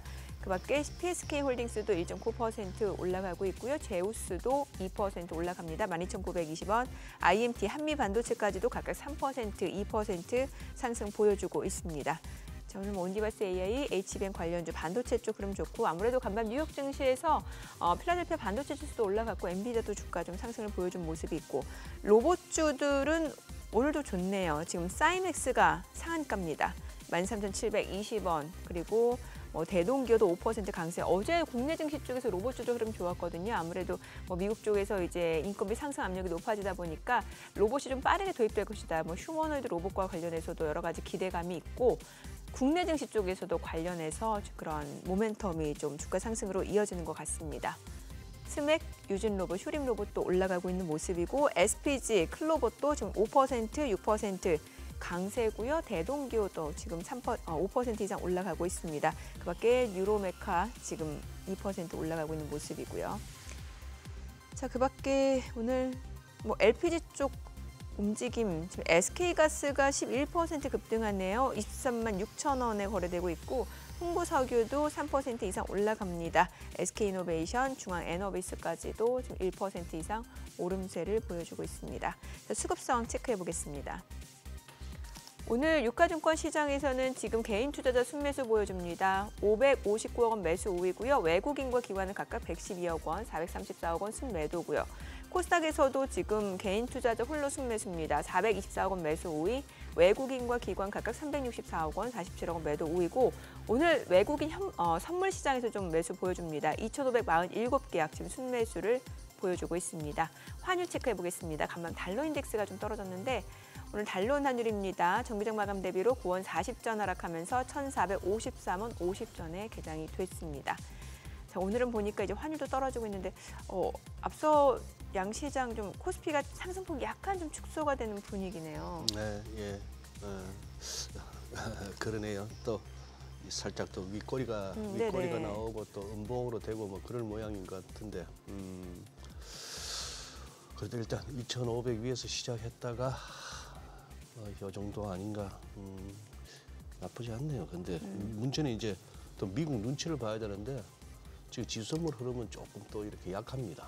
네. 또 본장 가서 어떨지는 모르겠는데 지금도 미국도 지금 왔다 갔다 지금 변동성장 같기도 하고 네. 뭐 방향 잡기가 좀 만만치는 않은 것 같아요. 저도 이제 그 트럼프 일기 때가 제가 그러니까 리서치 센터장 할 때였는데 네네. 매크로도 그때 막 예. 할 때인데 그때 정말 고생했다고 생각하거든요. 왜냐하면 꼭 주말에 트윗을 통해 갖고 발표를 해서 주말을 쉬어본 기억이 없습니다. 트럼프 때는. 예. 근데 이게 그래서 좀 이번에는 좀 적응을 할 수 있을 거려니 생각했는데 여전히 적응은 잘 안 좀 되는. 내공이 만만치 않은 분이죠. 예, 그래서 이건 이제 저뿐만 아니라 전 세계 투자자들이 네. 분석하시는 분들이 여전히 똑같은 어려움을 겪고 있다. 저 개인적으로 그렇게 생각하고 그래서 시장도 이게 널뛰기 하고 있는 거다. 저렇게 생각을 하고 있습니다. 바로 네. 좀 전에 개장 상황 소개해 주시는 중에 빨간 자막 보셨죠? 트럼프 가자지구 미국이 그냥 점령해서 소유하겠다. 그걸 딱 보는 순간에 아마 제 일감은 그럴 거예요. 이 미친 사람 아니야 싶은데. 파나마 운하도 미국 거라고 하지 네. 않으셨어요? 아니 근데 그린란드도 그렇고. 근데 네. 저는 또 이 생각도 드네요. 가자지구의 그 팔레스타인 주민들이나 이스라엘 국민들이나 이 답 없는 거 맨날 이러지 말고 차라리 미국 점령해라. 그리고 가자지구 그쪽에 팔레스타인 사람들 그냥 거기서 그냥 전쟁 없이 평화롭게 살아라. 그건 나쁘지 않은 해결책 같은데요. 이게 또 이제 속내가 뭔지는 봐야 될 것 같은데요. 왜냐하면 그건 진짜로 그걸 원하는지 안 하는지 알 수가 없어서. 왜냐하면 그 땅이 어찌 보면은 옛날에는 성경에는 젖과 꿀이 흐르는 땅이었는데. 가나안 땅이었죠. 예. 네. 그런데 지금은 사실은 거기는 뭐 석유 한 방울 안 나고 그렇지 않습니까? 거기가. 예, 예. 예, 뭐 예. 사실은 그게 오히려 전쟁만 있고 지금은 그 정반대로 오히려 별로 재미없는 땅이 돼버렸거든요. 그래서 트럼프가 지금 돈 아니면 냉정해 보면은 뭔가 경제적인 그런 이득이 없으면 예. 굳이 뭘 하려고 하느냐 싶어서 그러니까 말씀 업득 주면은 거기서 미국이 어떤 이익을 취하려고 하지라는 생각을 한번 우리도 다시 한번 계산을 지금부터 찬찬히 따져봐야 될 필요가 옛날부터 있을 것 좀 같습니다. 검증 안 된 얘기긴 합니다만 네. 그쪽에도 뭐 묻혀 있다는 얘기도 있었습니다. 그 근처에. 아직까지는 안 아직까지 나온 건 없지만. 네. 네. 앞서 저희 또 물가 얘기를 좀 네, 마무리 지어야 될 것 같은데 일기 때와 다른 이유가 지금은 이제 물가 상승 압력이 있다라는 거잖아요. 맞습니다. 예. 이렇게 연준 입장에서 상당히 골치 아프게 된 거죠. 이게 예측 불가능한 대통령이 되돌아왔는데 네. 더 세게 되돌아왔는데 그때는 그나마 소위 그 물가를 걱정 안 하고 금리를 인하시켜서 관세의 악영향, 성장 둔화를 어느 정도 그 해소시켜 줄 수 있는 그러한 그 여력, 이 경제적 여력이 있었습니다. 그러한 그 정책 여력이 있었는데 지금은 물가가 사실은 뭐 왔다 갔다 하긴 하지만 상당히 높은 수준에서 네네. 유지가 네. 되고 있는 거잖아요. 근데 관세는 정확히 물가를 높이고 경제를 둔화시키는 상당히 스태그플레이셔너리라는 표현을 하죠. 그러니까 네. 상당히 이런 쪽으로 나타나는 경향이 있고 이번에는 그 영향이 상당히 좀 목에 차 있는 상태에서 들어오기 때문에 연준 입장에서는 이번은 그때하고 대응하기가 똑같지가 않을 거다. 결국은 그때는 금리를 내리면서 대응을 했다면 지금은 잘해야 금리를 유지하는 쪽으로 가는 거고 만에 하나 생각보다 공격적으로 트럼프의 관세가 매겨지면서 에스컬레이팅 된다고 하죠. 보복 관세나 이런 것들이 뒤로 혹시 더 나타난다면 연준이 금리를 인상해야 될 가능성까지도 염두를 할 필요가 있을 것 같습니다. 왜냐하면 물가가 튈 수가 있으니까. 예. 물가 튀는 거 보면 연준이 가만히 있을 수가 없어서 그런 측면에서 놓고 보면 연준 입장에서는 잘해야 그냥 본전이 되는 상황이 지금 연출되고 있는 거다 이렇게 보셔야 될 것 같습니다. 네. 저희 이따가 2부 하모니에서는 이주환 박사님하고 AI 반도체 관련해서 한번 짚어볼 텐데 네네. 한번 송 대표님 뷰도 살짝 궁금해가지고 이번에 딥시크 사태도 지나고 했고 네. 엔비디아는 주가가 조금 이제 140불 공방에서 조금 아래쪽으로 많이 밀려났습니다. 120불대까지 내려왔죠. 예, 한 뭐 118불까지 내려와 있는데 이 테슬라 400불하고 이 엔비디아 140불이 이게 쉽게 승부가 안 나네요. 거기를 갖다 들락날락은 하는데 네네. 확 올라가지는 못하는 가운데 이번에 엔비디아는 어떻게 보십니까? 이번 딥시크 사태 이후 저는 확실히 이전의 기대감은 이제 더 이상 유지하기 어렵다. 엔비디아에 대한 기대감. 네네. 이건 확실히 좀 바뀌었다. 전 개인적으로 생각하고 네. 딥시크의 출현은 우리가 2년 반 동안 유지해오던 AI 투자 세계의 문법을 바꾸는 문법을 바꿨다. 그런 정도로 저는 상당히 큰 의미가 있는 변화다라고 생각을 하고 있고요. 가장 큰 이유는 딥시크가 중국에서 또 하필이면 또 중국에서 나왔습니다. 중국을 때리려고 그렇게 노력하면서 이것저것 예. 다른 나라의 예. 불만을 잠재워가면서 대중 반도체 규제하고 다 했는데도 그 어려운 상황에서도 만들어낸 거잖아요. 그리고 실제로 이걸 문제는 또 오픈 소스로 그러니까. 만들었어요. 예. 이게 사실 심각한 겁니다. 다른 나라, 그러니까 미국 입장에서 보면 네. 우리가 돈 많이 들여서 못 돌아오게 하고 네. 기술 발전으로 물량으로 퍼부어서 우리는 이길 거야. 예. 이 전략이었는데 예. 그만큼 안 들여도 돼. 그리고 그냥 이걸 읽지만 포이즌 필이라는 얘기 들어보셨잖아요. 네. 우물의 침 뱉기, 독약 예, 풀기 뭐 예, 이거잖아요. M&A에서 내가 못 먹을 거면 그냥 나쁘게 만드는 거. 그렇게 해서 못 들어오게 하는 거. 어찌 보면 AI 마켓에 미국이 상당히 그 소위 단물을 빨던 그런 시장을 상당히 그 뭐랄까 이렇게 보이지만 커머디티화 시키는 상품화 시키는 이런 쪽으로 지금 완전히 바꿔놓는 거라고 저는 보고 있거든요. 거기에다가 엔비디아의 독점력도 생각보다 좀 떨어질 수 있습니다. 왜냐하면 딥시크가 이번에 그 AI 저희 그 프로세스를 개발할 때 어떤 걸 얘기했냐면 엔비디아의 쿠다라는 네. 그러한 소위 이제 그 프로그램 랭귀지를 사용한 것이 아니라 예. 다른 오픈 소스 쪽 랭귀지를 썼거든요. 예. 결론적으로는 엔비디아에 전혀 구속되지 않고 개발할 수 있게끔 만들었다는 것이 또 의미가 있습니다. 그래서 이렇게 놓고 보면 엔비디아가 향후 한 3년, 5년간 독야청청 나 혼자 독점적인 지위 90%의 MS를 유지할 거라고 생각했던 그것이 상당히 많이 좀 깨진 거다. 그렇게 봐야 될 것 같고 그러면 엔비디아에서 문법이 바뀌었다는 얘기는 그렇게 저렴하게 AI 개발이 될 수 있다면 사실 그것 때문에 아까 봤던 우리나라의 네이버나 카카오도 올라갈 수 있는 이유가 아니면 거기 거 가져와서 그냥 저렴하게 개발할 수 있는 거거든요. 그러니까 출발점이 저기는 100m 앞에서 뛰고 우리는 여기서 뛰고 있는데 이걸 거의 한 70m까지 끌어놔준 효과가 있기 때문에 그런 측면에서 놓고 보면은 우리 입장에서는 결코 나쁘지 않다. 개인적으로는 저 그렇게 생각하고 있고 다만 SK 하이닉스 입장에서는 이전에 엔비디아 밸류 체인에서 지속적으로 큰 효과를 봤던 것이 생각보다는 조금은 멀티플에 있어서는 상승을 제한하는 그러한 쪽으로 작용할 가능성이 좀 일부 있다. 그래서 두 개를 좀 구분해서 AI와 관련해서는 딥시크의 효과가 수혜와 피해가 구분되면서 나타난다. 팔란티어 같이 이렇게 마구 날아가는 종목들이 나오잖아요. 그래서 둘이 구분되고 이제 AI 하드웨어에서 AI 소프트웨어 쪽으로 소위 투자의 그런 방향성이 좀 바뀌고 있는 것만은 분명하다 이렇게 말씀드리겠습니다. 이야, AI 분야 투자 문법에 변화를 일으켜 저런 고급진 자막이 나올 수 있게끔 해주시니 고맙습니다. 말이 진짜 멋지잖아요. AI 분야의 투자 문법의 변화를 일으켜. 금방 어떻게 만들어 주셨어요? 작가님 타이핑이 우리 빨라요. 아주 그러니까 어떻게 금방 우리 작가님 또 이렇게 바로바로 이렇게 내용 따라서 자막 쳐주는 게 거의 뭐 빛의 속도입니다. 이거 제가 그래서 안 적어드렸는데 글쎄요. 깜짝 놀랐어요.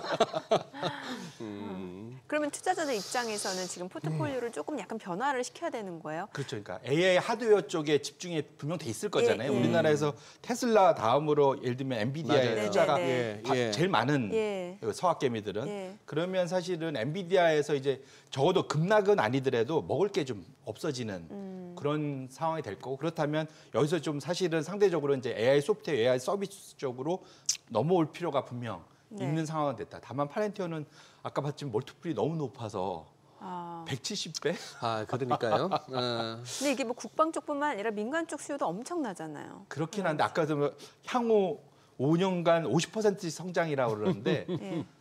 과거 역사상 그렇게 성장한 적은 없거든요. 그래서 지금 당장은 워낙 강력하기 때문에 올라갈 텐데 생각보다는 이렇게 변곡이 꽤 있을 수 있어서 그거는 투자자분들 이미 파란티어도 탑5 아닌가 들어가 있더라고요. 예. 우리나라 투자자분들 대단하십니다. 진짜. 대단해요. 예, 근데 들어가 있더라고요. 근데 어쨌거나 그거는 좀 뭐랄까 그 대응을 상당히 민첩하게 하셔야 할 필요가 있겠다 이렇게 말씀드립니다. 네, 내용 잘 들었습니다. 예, 고맙습니다. 고맙습니다. 오늘 들으신 내용과 관련해서 더 다양한 정보 원하시는 분들은 카카오톡 채널에서 머니랩 검색하셔서 친구 추가하시기 바랍니다.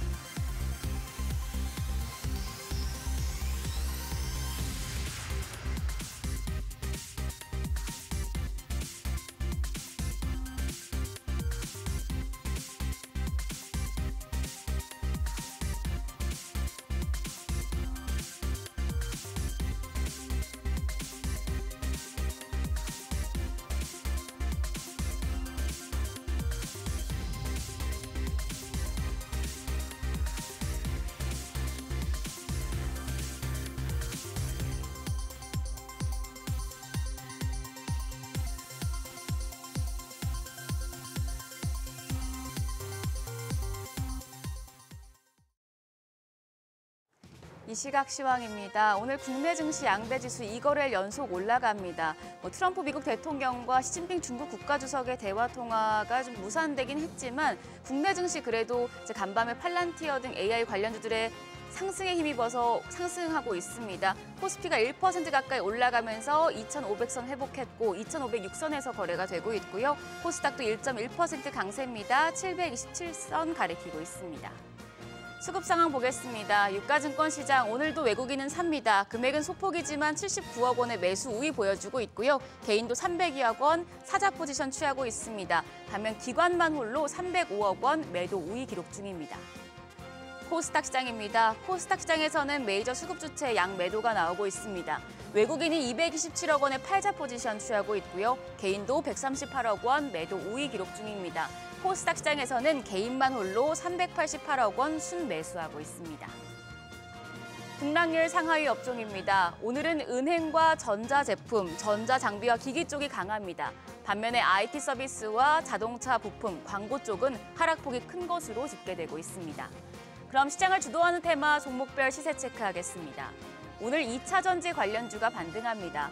반밤 뉴욕 증시에서 테슬라가 관세 우려 완화에 상승하자 최근에 하락세를 이어가는 2차 전지 관련주들이 강세 보여주고 있는데요. MK전자 지금 딥시크 관련주로도 분류가 되면서 8.39% 올라갑니다. 9,690원. 코칩도 3.8% 강세로 현재 거래가 14,070원입니다.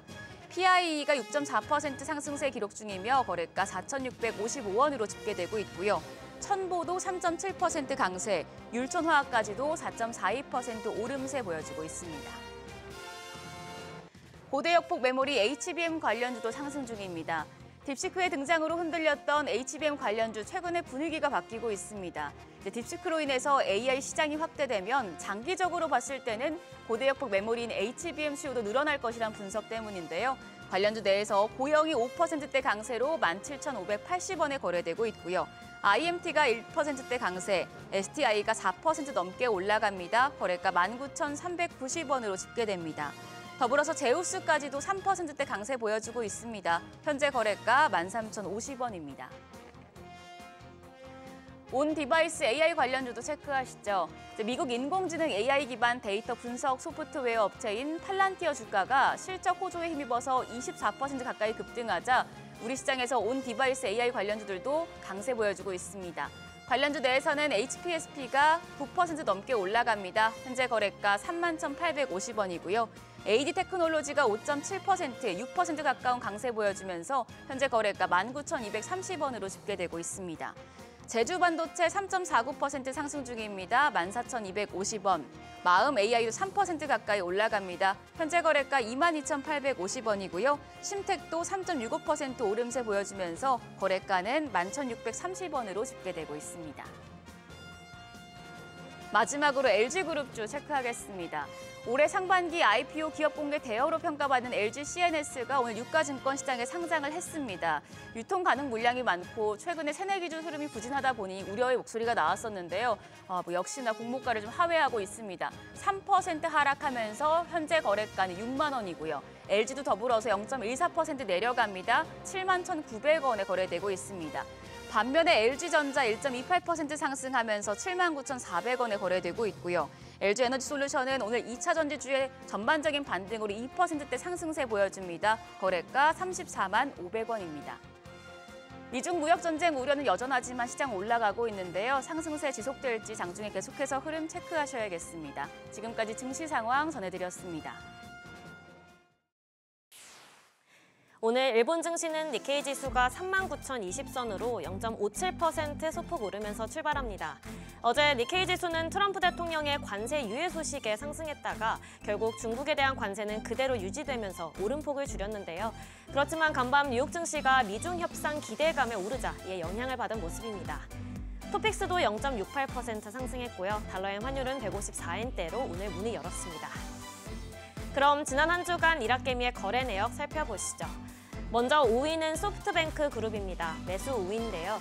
지난주 딥시크의 충격이 일본 기술주도 강타했습니다. 소프트뱅크도 연이어 급락했는데 트럼프 대통령의 스타게이트 프로젝트에 참여하는 만큼 낙폭이 더욱 두드러졌는데요. 그러나 위기를 극복하기 위해 소프트뱅크는 오픈 AI와 협력을 강화합니다.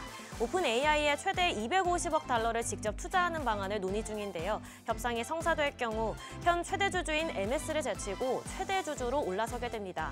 또한 오픈 AI와 합작 회사 설립에 이어 또 일본의 AI 인프라 구축에도 함께 나서는데요. 이처럼 밀착 행보를 이어가는 가운데 한편으론 도박이란 평가도 있습니다.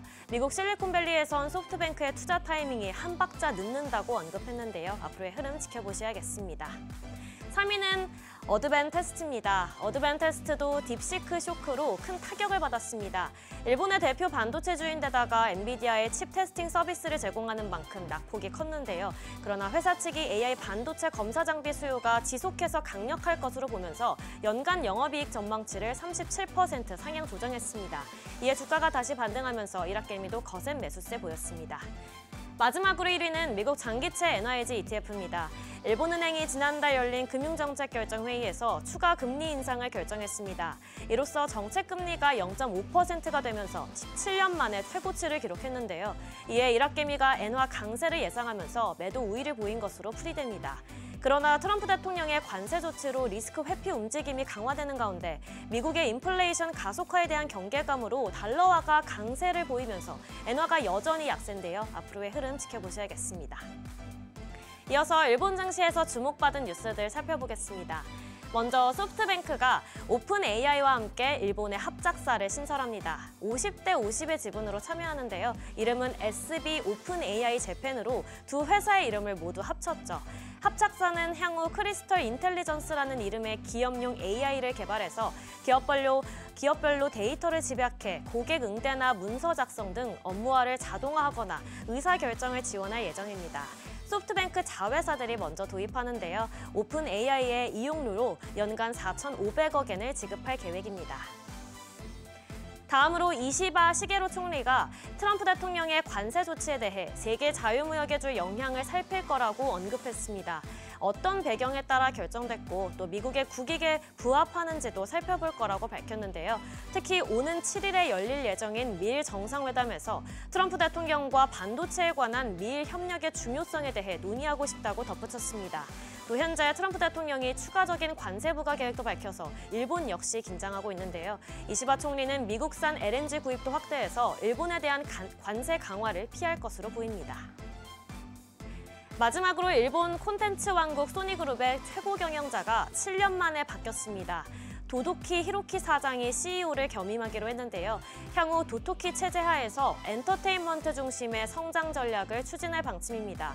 도토키 CEO는 소니의 DNA가 사업과 인력의 다양성에 있다면서 조직의 벽을 넘어서 다양성을 유기적으로 연결해 새로운 가치를 창출하겠다고 밝혔는데요. 이를 위해 게임과 영화, 또 음악 등 다방면의 투자에 박차를 가할 것으로 전망됩니다. 지금까지 일본 뉴스 전해드렸습니다.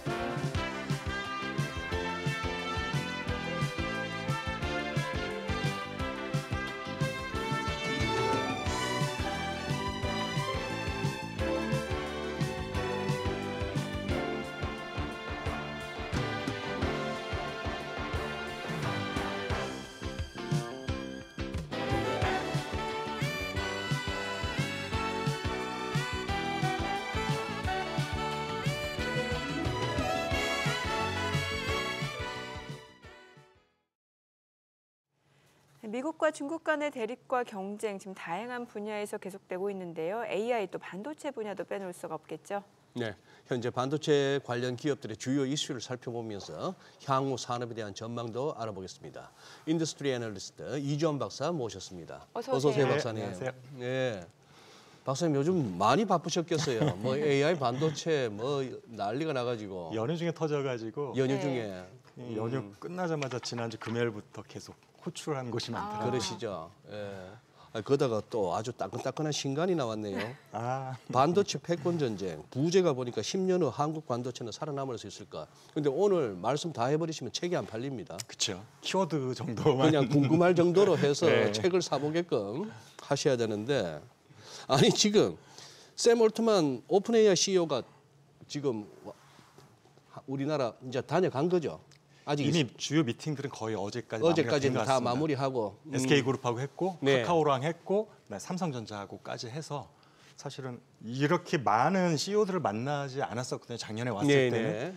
그래서 올해는 아마도 한국 기업들에 대해서 정말 관심이 많아진 것 같다. 근데 아마도 그 기폭제가 됐던 게 딥시크가 그때 아닐까. 아닐까. 그러니까 지금 굉장히 사실 독주였잖아요. 오픈AI가 네네. 어떻게 보면은. 예. 그래서 그랬는데 생각지도 못했던 강한 경쟁자가 등장을 하니까 이제 그렇지 않아도 엔비디아의 좀 비중을 낮추고 싶은 마음이 있는 결에 여러 가지 이제 소프트웨어까지도 강력한 라이벌이 등장을 하니까 네. 이제 한국에는 하드웨어, 소프트웨어 어쨌든 다 아우러서 어쨌든 큰 기업들이 있으니까 경쟁력이 있는 와서 어쨌든 협업에 대한 논의들이 있었을 까 구체적인 뭐 건 발표가 되지는 않았으니까 우리가 조금 더 지나 보면은 구체적으로 한국 기업들이 어떤 부분에서 오픈 AI하고 협업이 진행될지 그런 부분들이 좀 윤곽이 드러날 것 같습니다. 아직까지 뭐 구체적인 어떤 뭐 어제 회동 오후에 내용은 사실은 이제 네. 삼성전자 회의가 있었고요. 네. 근데 저희 그 회의의 참석자들을 보면은 어느 정도 좀 추측은 할 수 있는 부분들이 있는데 네.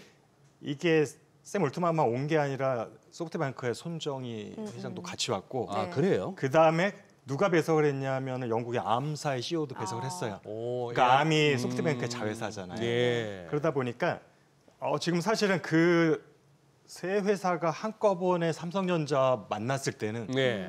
여러 가지 가능성만 놓고 보면 할 수 있는 게 굉장히 많아지는 겁니다. 음. 네. 왜냐하면 암 같은 경우는 기존에도 삼성전자의 자체 AP, 엑시노트의 원천 설계를 암사 걸 갖다 계속 썼기 때문에 네. 그래서 암사하고 보면 삼성은 굉장히 오랫동안 이제 고객으로서 유지를 해왔었고 그다음에 소프트뱅크는 최근에 이제 미국의 이제 백악관까지 가서 이제 그 오픈 세레머니에 발표를 하긴 했지만 스타게이트라는 굉장히 한 4, 5년에 걸친 큰 프로젝트를 하는데 거기 이제 소프트뱅크가 자금원으로서 이제 주도적으로 한 역할인데 이제 그런 면에 있어서 거기서도 보면 엔비디아는 배제됐잖아요. 예.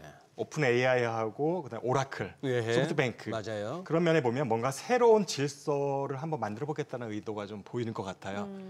그렇게 보면은 이제 하드웨어든 소프트웨어든 현재 패권을 쥐고 있는 메이저인 기업들 외에 뭔가 파트너십을 하고 싶은 그런 가능성이나 그런 욕구들이 좀 생길 수밖에 없는 상황입니다.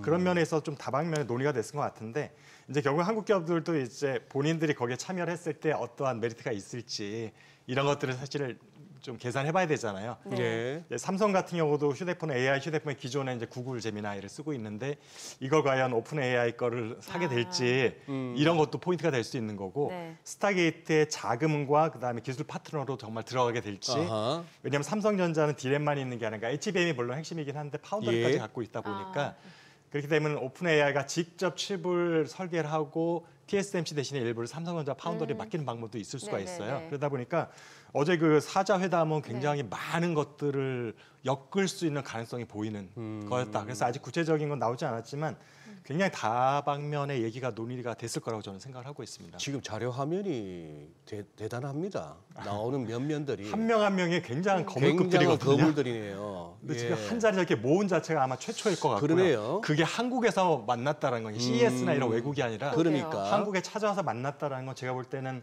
굉장히 큰 의미가 있고 상당히 큰 비중의 대화가 나눠졌을 거라고 보고 있습니다. 네. 파운드리 말씀 주셨는데 지금 뭐 대만 TSMC, SMIC 같은 경우 이제 파운드리 지금 올해 뭐 공격적인 시설 투자에 나서겠다고 했는데 삼성전자 같은 경우는 지금 이제 파운드리 쪽이 좀 적자다 보니까 지금 원가 절감에 총력을 기울이겠다. 뭔가 좀 다른 상반된 행보란 말이죠. 그럼 어떻게 해석해야 되는 거예요? 삼성전자는 이제 최근에 DS 본부장께서 예. 당분간 디램에 전념을 하겠다라고 디램에 할 정도로 전념하겠다. 왜냐하면은 어쨌든 삼성전자 반도체 부분의 전체 역량과 이제 매출과 이익에 기여하는 거로 봤을 때는 여전히 메모리가 절대적인 역할을 하고 네네. 있는데 주력이 흔들리는 가운데에서 어떻게 보면 차세대 먹거리를 생각했던 파운더리가 더 앞설 수는 없는 거잖아요. 네네. 형님이 일단 든든하게 지켜줘야 거기서 벌어들인 돈을 가지고 아우를 먹여 살릴 수 있는데 현재는 형님이라고 할 수 있는 주력 메모리 쪽에서 흔들리는 상황이다 보니까 투자도 그렇고 그다음에 연구 인력의 재배치 같은 문제도 그렇고 그다음에 경영진의 어떤 위상 같은 것도 봤을 때도 당분간은 파운더리보다 메모리 위주로 갈 가능성이 높고 메모리에서도 뭐 낸드는 지금도 잘하고 있으니까 디램 쪽이 좀 많은 어려움을 겪고 있어서 HBM도 결국은 이제 디램 칩에서 문제가 발생한 것들의 연장선이라고 우리가 볼 수 있는 거고 예. 그다음에 최근에도 뭐 CES에 보면은 기조연설에서 우리 그 사실은 저가 AI를 할 수 있는 그래픽 칩셋, 지포스를 이제 새로운 모델을 소개를 하면서 마이크론에게 들어갔다, 초도 물량에 들어갔다라는 것들. 그래서 삼성전자 그런 면에 있어서 GDDR까지도 조금은 경쟁사에 밀리는 듯한 느낌. 그러다 보니까 일단은 D램에서 세계 1위라는 위상을 다시 한번 확고하게 한 후에 네. 다른 쪽에 좀 여력이 되면은 투자라든가 여러 가지 좀 전략적인 우선순위가 될 것 같고요. 그런 면에 있어서 지금 파운더리 쪽의 투자는 조금 주춤할 수밖에 없는 상황인데 말씀드린 대로 TSMC는 지금도 고객들이 너무 많아서 네. 물량을 확보하지 못한 상황에 또 미국 쪽에 이미 엄청난 보조금을 받기로 돼 있다 보니까 일본의 집행도 벌써 됐고요. 그래서 공장을 그쪽에도 좀 속도를 내면서 2나노 이하의 선단 공장을 짓게 되는 것 그런 투자가 있을 수밖에 없는데 또 중국 같은 경우도 최근에 굉장히 점유율이 빠르게 높아지면서 특히 뭐 기술로 보면은 약간 레거시 공정이라 할 수 있는 부분일 수밖에 없죠. 왜냐하면 중국에는 네덜란드 ASML의 EUV 장비가 원천적으로 못 들어가니까 네. 7나노 이하는 이제 물리적으로 불가능한 상태입니다. 그러다 보니까 현재 삼성전자 주력으로 하고 있는 3나노, 4나노 혹은 2나노 미만은 아예 일단 불가능한 상태다 보니까 그래서 레거시 공장 위주로 시장 점유율이 높아지고 있기는 하지만 결국에는 전체 고객에서 우리 삼성전자나 TSMC 일부를 가져가는 효과는 분명히 발생을 하고 있고요. 물론 그 대부분이 중국 로컬 기업이라고 생각이 되긴 해요. 네. 하지만 결국은 중국 시장이 전체 반도체 시장에 차지하는 규모와 비중이 워낙 높기 때문에 그 시장을 뺏기기 시작하면 결국 시장 점유율을 야금야금 이제 침식당하는 효과는 우리가 피할 수 없는 상황. 그러다 보니까 중국에서는 정부의 보조금도 받고 하니까 공격적인 이제 확장이 계속될 것 같고 그래서 삼성전자만 약간 파운더리 시장에서 약간 주춤하고 있는 느낌이 드는 것은 사실입니다. 박사님, 좀 전에 저 이제 나노 관련해서 이렇게 CG도 나오고 했는데요. 우리 반도체 투자하시고 공부하신 분들한테는 기본이겠습니다만 아직까지 이 부분이 좀 익숙지 않은 우리 시청자분들을 위해서 나노가 뭔지부터 해가지고 요 좀 간략하게 그리고 요 나노 관련해서 우리는 뭐만 체크하면 되겠습니까? 뭐 지금 TSMC는 1나노까지 나온다면서요. 그러니까 나노라는 네. 게 그냥 물리나 수학에 쓰는 단위인데 단위. 우리가 밀리미터까지는 익숙하잖아요. 네. 그래서 미터법이 기준이기 때문에 밀리미터가 100분의 1미터인 거예요. 그렇죠. 100mm가 네네네. 1m죠. 네, 그래서 예. 그렇게 되는데 이제 그것이 점점 더 작아지면 우리가 익숙하지 않은 단위들이 나오기 시작을 네네. 하게 돼서 네. 그래서 마이크로라는 거는 10의 마이너스 6승미터가 되는 마이크로. 거고 100만 분의 1미터가 되는 네. 거고요. 1 마이크로미터는 1마이크로미터는 100만 분의 1미터, 네네. 10의 6승인데 분모로 들어가니까 네. 그다음에 이게 나노가 되면 10의 9승분의 1이 되게 돼요. 10의 9승분의 1. 10의 9승. 10의 9승이 되면은 우리가 보통 트릴리언이잖아요. 어. 그러니까 1조분의 1조분의 1미터 뭐 이런 식으로 예, 되니까 예. 그거를 우리가 말로 해도 어려워지니까 예. 그러니까 용어를 만들어서 나노. 예. 10의 마이너스 9승이라는 거를 나노라는 단어를 만든 거예요. 예. 그러니까 1나노미터의 회로 선폭을 말하는 거니까 네. 라는 것은 그거를 우리가 자로 재보면은 10의 9승분의 1미터가 되는 거다라고 이해를 하시면 되고요. 그래서 현재는 나노미터가 이제 우리 D램이나 로직 공정에서는 이미 3나노, 2나노, 1나노 지금 말씀하셨듯이 그래서 가장 작은 회로 선폭을 얘기하는 거라서 회로에 그 반도체의 모든 칩이 다 그렇게 작은 것만 들어가는 거 아니고 네. 가장 작은 부분이 그렇게 되고 큰데 넓은 데는 또 굉장히 넓은 게 들어가죠. 뭐 네네. 0몇 마이크로까지도 등장을 하니까 그래서 지금 말씀하신 지금 현재 인텔 같은 경우에 지금 1.6나노, 1.8나노 대에 지금 양산을 시작했다고 지금 발표를 하고 있고 네. 일부 고객이 있고요. 예. 특히 아무래도 미국 기업이잖아요. 네. 그래서 약간 TSMC에 비해서 기술적으로 떨어지는 부분이 있지만 역시 미국의 핵심이나 특히 방산과 관련된 부분은 외국 기업한테 잘 물량을 안 주려고 하죠. 그래서 나사에는 미국 국적 사람들만 우리가 취업을 할 수 있듯이 그래서 작년에도 인텔이 굉장히 파운더 때문에 어려움을 겪고 있었지만 연말에 30억 불 수준의 방산 제품을 수주를 했습니다. 인텔에서. 인텔에서. TSMC는 안 주겠죠. 방산 네. 제품은. 네. 그래서 인텔 같은 경우 유리한 점이 있는 거예요. 미국 기업이라는 하나 굉장히 강력한 메리트가 있고 TSMC가 지금 미국에 지으려고 하는 것도 2나노급 내지는 그 밑에 급의 이제 공장을 지으려고 하는 거 최선단. 그래서 그런 조건으로 보조금을 받은 거기도 하고요.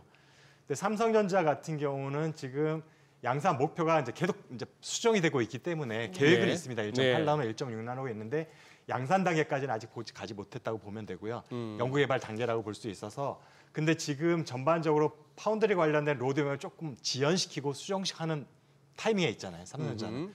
그러다 보니까 인텔과 TSMC에 비해서 이제 2나노 밑으로 가게 되면 더 격차가 벌어질 가능성이 생겨버린 거고요. 왜냐하면 TSMC나 인텔은 이미 고객이 있어요. 네. 2나노 밑에 대해서. 네네. 근데 삼성전자 고객을 확보하지 못한 상태에서 기술 개발을 완성해 놓겠다는 거라 아. 그런 면에 있어서 상업성 측면에서는 갭이 좀 많이 커져 있다고 보고 있고 오히려 일본의 라피더스 같은 경우는 거기는 원래 2027년에 1.8나노, 1.6나노 양산을 가동을 시작하겠다라고 했는데 고객이 이미 생겨보니까 수주 물량이 생기다 보니까 더 당기겠다라는 입장이어서 생각지도 못했던 또 다른 경쟁자가 지금 등장할 가능성이 좀 생긴 상황입니다. 그런데 저렇게 초미세까지로 내려가면은 뭐 어떤 점이 더 좋은가요? 이게 반도체에서 예. 우리가 무화의 법칙에서도 계속 칩의 성능이 좋아지면 회로 선폭이 작아져야 되는 작아져야 그게 되고. 결국에는 서로 비례하는 값이 되는 그러니까 반비례라고 하는 게 맞겠죠. 작아질수록 좋아지는 작아질수록 거니까. 좋아진다. 뭐냐면 선폭이 작아진다는 얘기는 굉장히 더 적은 전력으로도 가동을 할 수 있게 된다. 아하. 그러니까 트랜지스터라는 게 네. 반도체 가장 기초 단위인데 네. 트랜지스터라는 건 그냥 온오프 스위치예요. 예.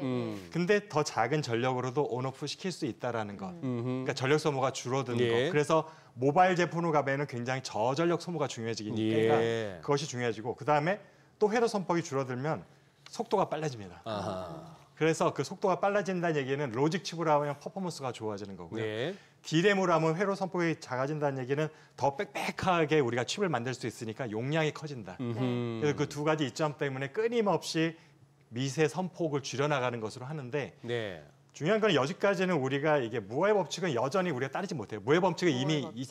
2005년도 이전에 무너져 버렸고요. 예. 실제로 우리가 칩의 공정 미세화 속도를 무어의 법칙과 비교하면 지금은 옛날에는 한 10% 20% 정도 오버 정도였는데 지금은 한 3배, 4배 정도 차이가 나는 네. 것 같습니다. 플러스를 해보니까 그래프를 그려서 비교해 보니까 네. 그 얘기는 이론적인 D램의 공정 미세화 속도에 비해서 실제로 우리가 가능해지는 게 점점 많이 느려지고 있다. 네네. 느려지고 있다. 이 얘기는 선도 업체들은 도망가는 속도가 점점 느려지고 있다는 얘기가 되는 거죠. 그러니까 반면에 이게 후발주자들은 추격이 훨씬 좋아졌죠. 아. 왜냐하면 후발주자 아직도 더 빠르게 쫓아갈 수 있는 레인지에 있는 거잖아요. 네네. 그러니까 도망가는 사람은 잔걸음으로 도망가는데 쫓아오는 사람은 성큼성큼 지금 쫓아오는. 그래서 중국과의 격차가 점점 좁혀지고 있다는 우려감이 거기서 나오게 되는 거기서 얘기입니다. 나온다. 그러니까 앞서서도 지금 보니까 그 중국 같은 경우는 정부 차원에서 엄청나게 지금 지원을 해준다라는 거잖아요. 근데 이 가운데 지금 파운드리 쪽에서 삼성전자가 시장 점유율 TSMC랑 많이 벌어지긴 했습니다. 그래도 2위잖아요. 그럼 밑에 중국 업체들 빠르게 치고 올라올 수 있는 거잖아요.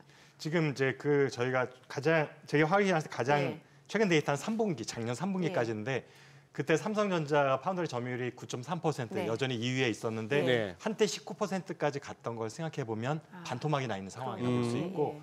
그다음에 중국의 3개사가 탑 10에 진입을 했습니다. 네네.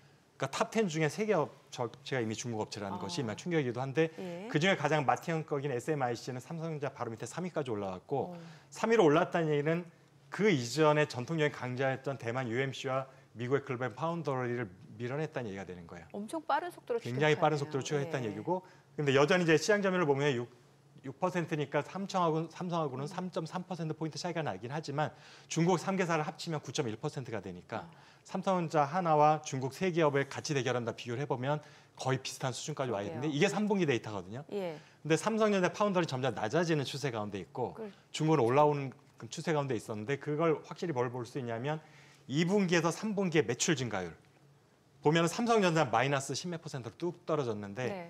TSMC와 중국의 3사마 유일하게 10% 이상의 성장률을 보이고 있습니다. 이게 4분기까지 연장된다고 보면 굉장히 격차가 좁혀졌거나 역전될 예. 가능성까지도 우리가 생각해 볼 수 있는 거죠. 이 디램에 집중하려다 보니까 파운드리 쪽에서 밀릴 수 아무래도 지금 파운드리 쪽에 힘을 싣기는 어려운 상황인 것 같습니다. 있는. 네. 그럼 박사님 지금 이제 또 결국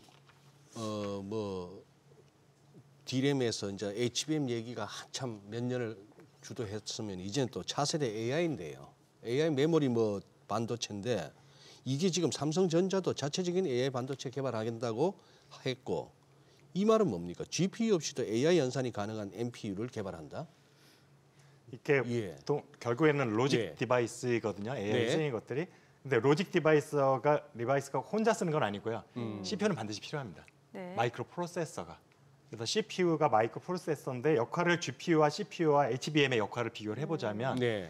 자, CPU는 총사령관인 거예요. 예. 네. 여기서 모든 것들을 본인들이 누구에게 어떤 역할을 줄지 결정해서 본인이 이제 계산기를 두드리기 시작을 해요. 네네. 계산기가 GPU입니다. 네. 계산기가 그러니까 GPU는 GPU. 혼자 두뇌 역할을 할 수 있는 건 아니에요.